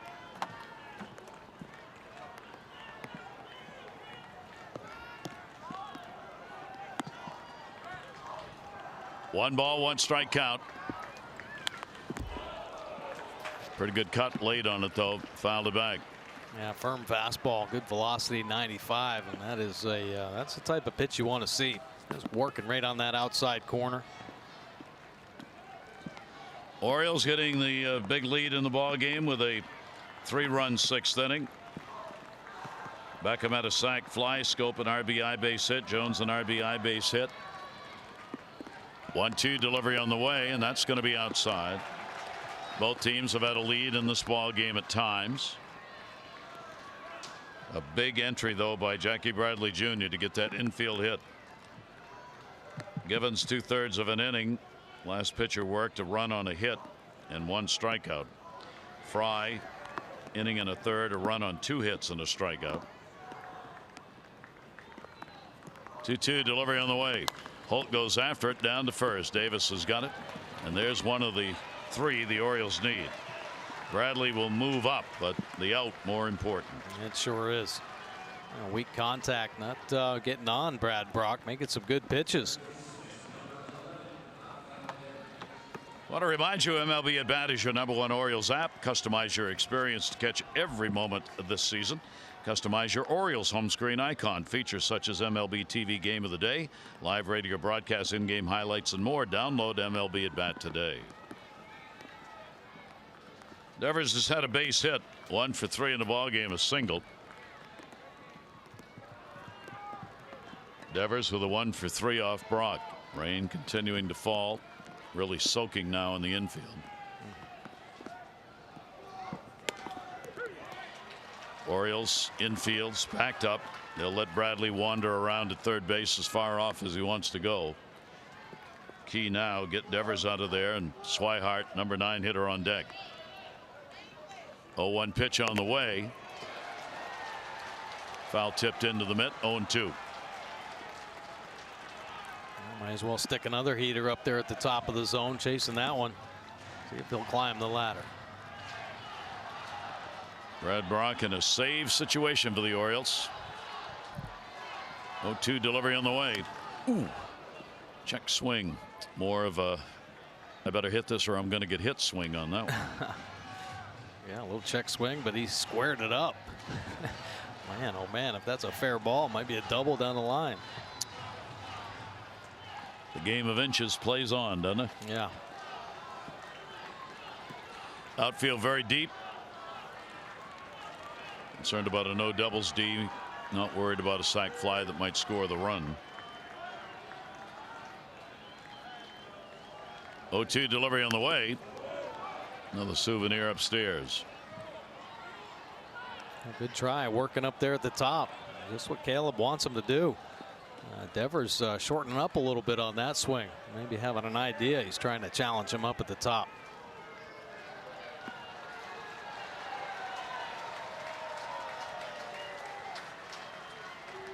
Runner off third. The 0-2 delivery. Little roller. Going to be tough on the surface. Nunez can't get it out of the glove. A run scores. Devers reaches. It'll be an infield single and an RBI, I believe. Man, oh man. And Brad Brock continuing to make some good pitches, and Nunez with the traveling call right there. Just couldn't get the handle. Couldn't get it out of the glove. Man, conditions are terrible right now, but never caught the ball clean. And there you see speed of Devers down the line, able to beat that one out. Wow. So now a 1-run ball game, still only 1 away. The potential tying run is now on. Swihart coming up. Brad Brock asks, get a towel out there to dry off the pitching slab.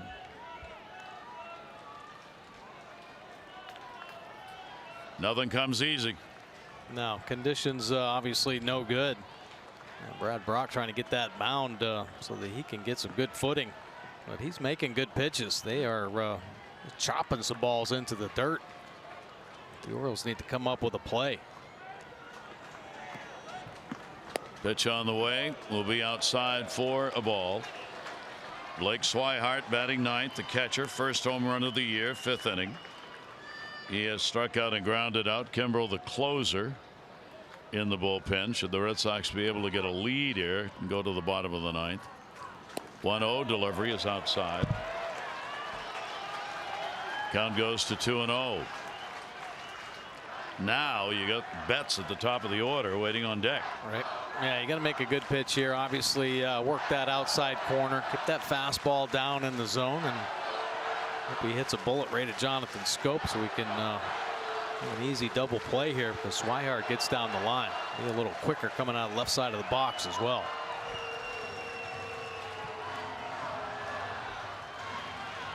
There is Betts waiting.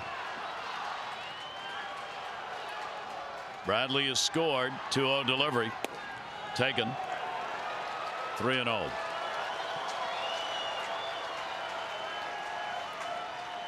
Now you get into the danger territory for a reliever, a closer. You hit that 20 pitch mark and above, you don't want to be there. 3-0 count. And he's taking and walked him on 4 straight. Now the potential tying run is at second base. Roger McDowell is coming out.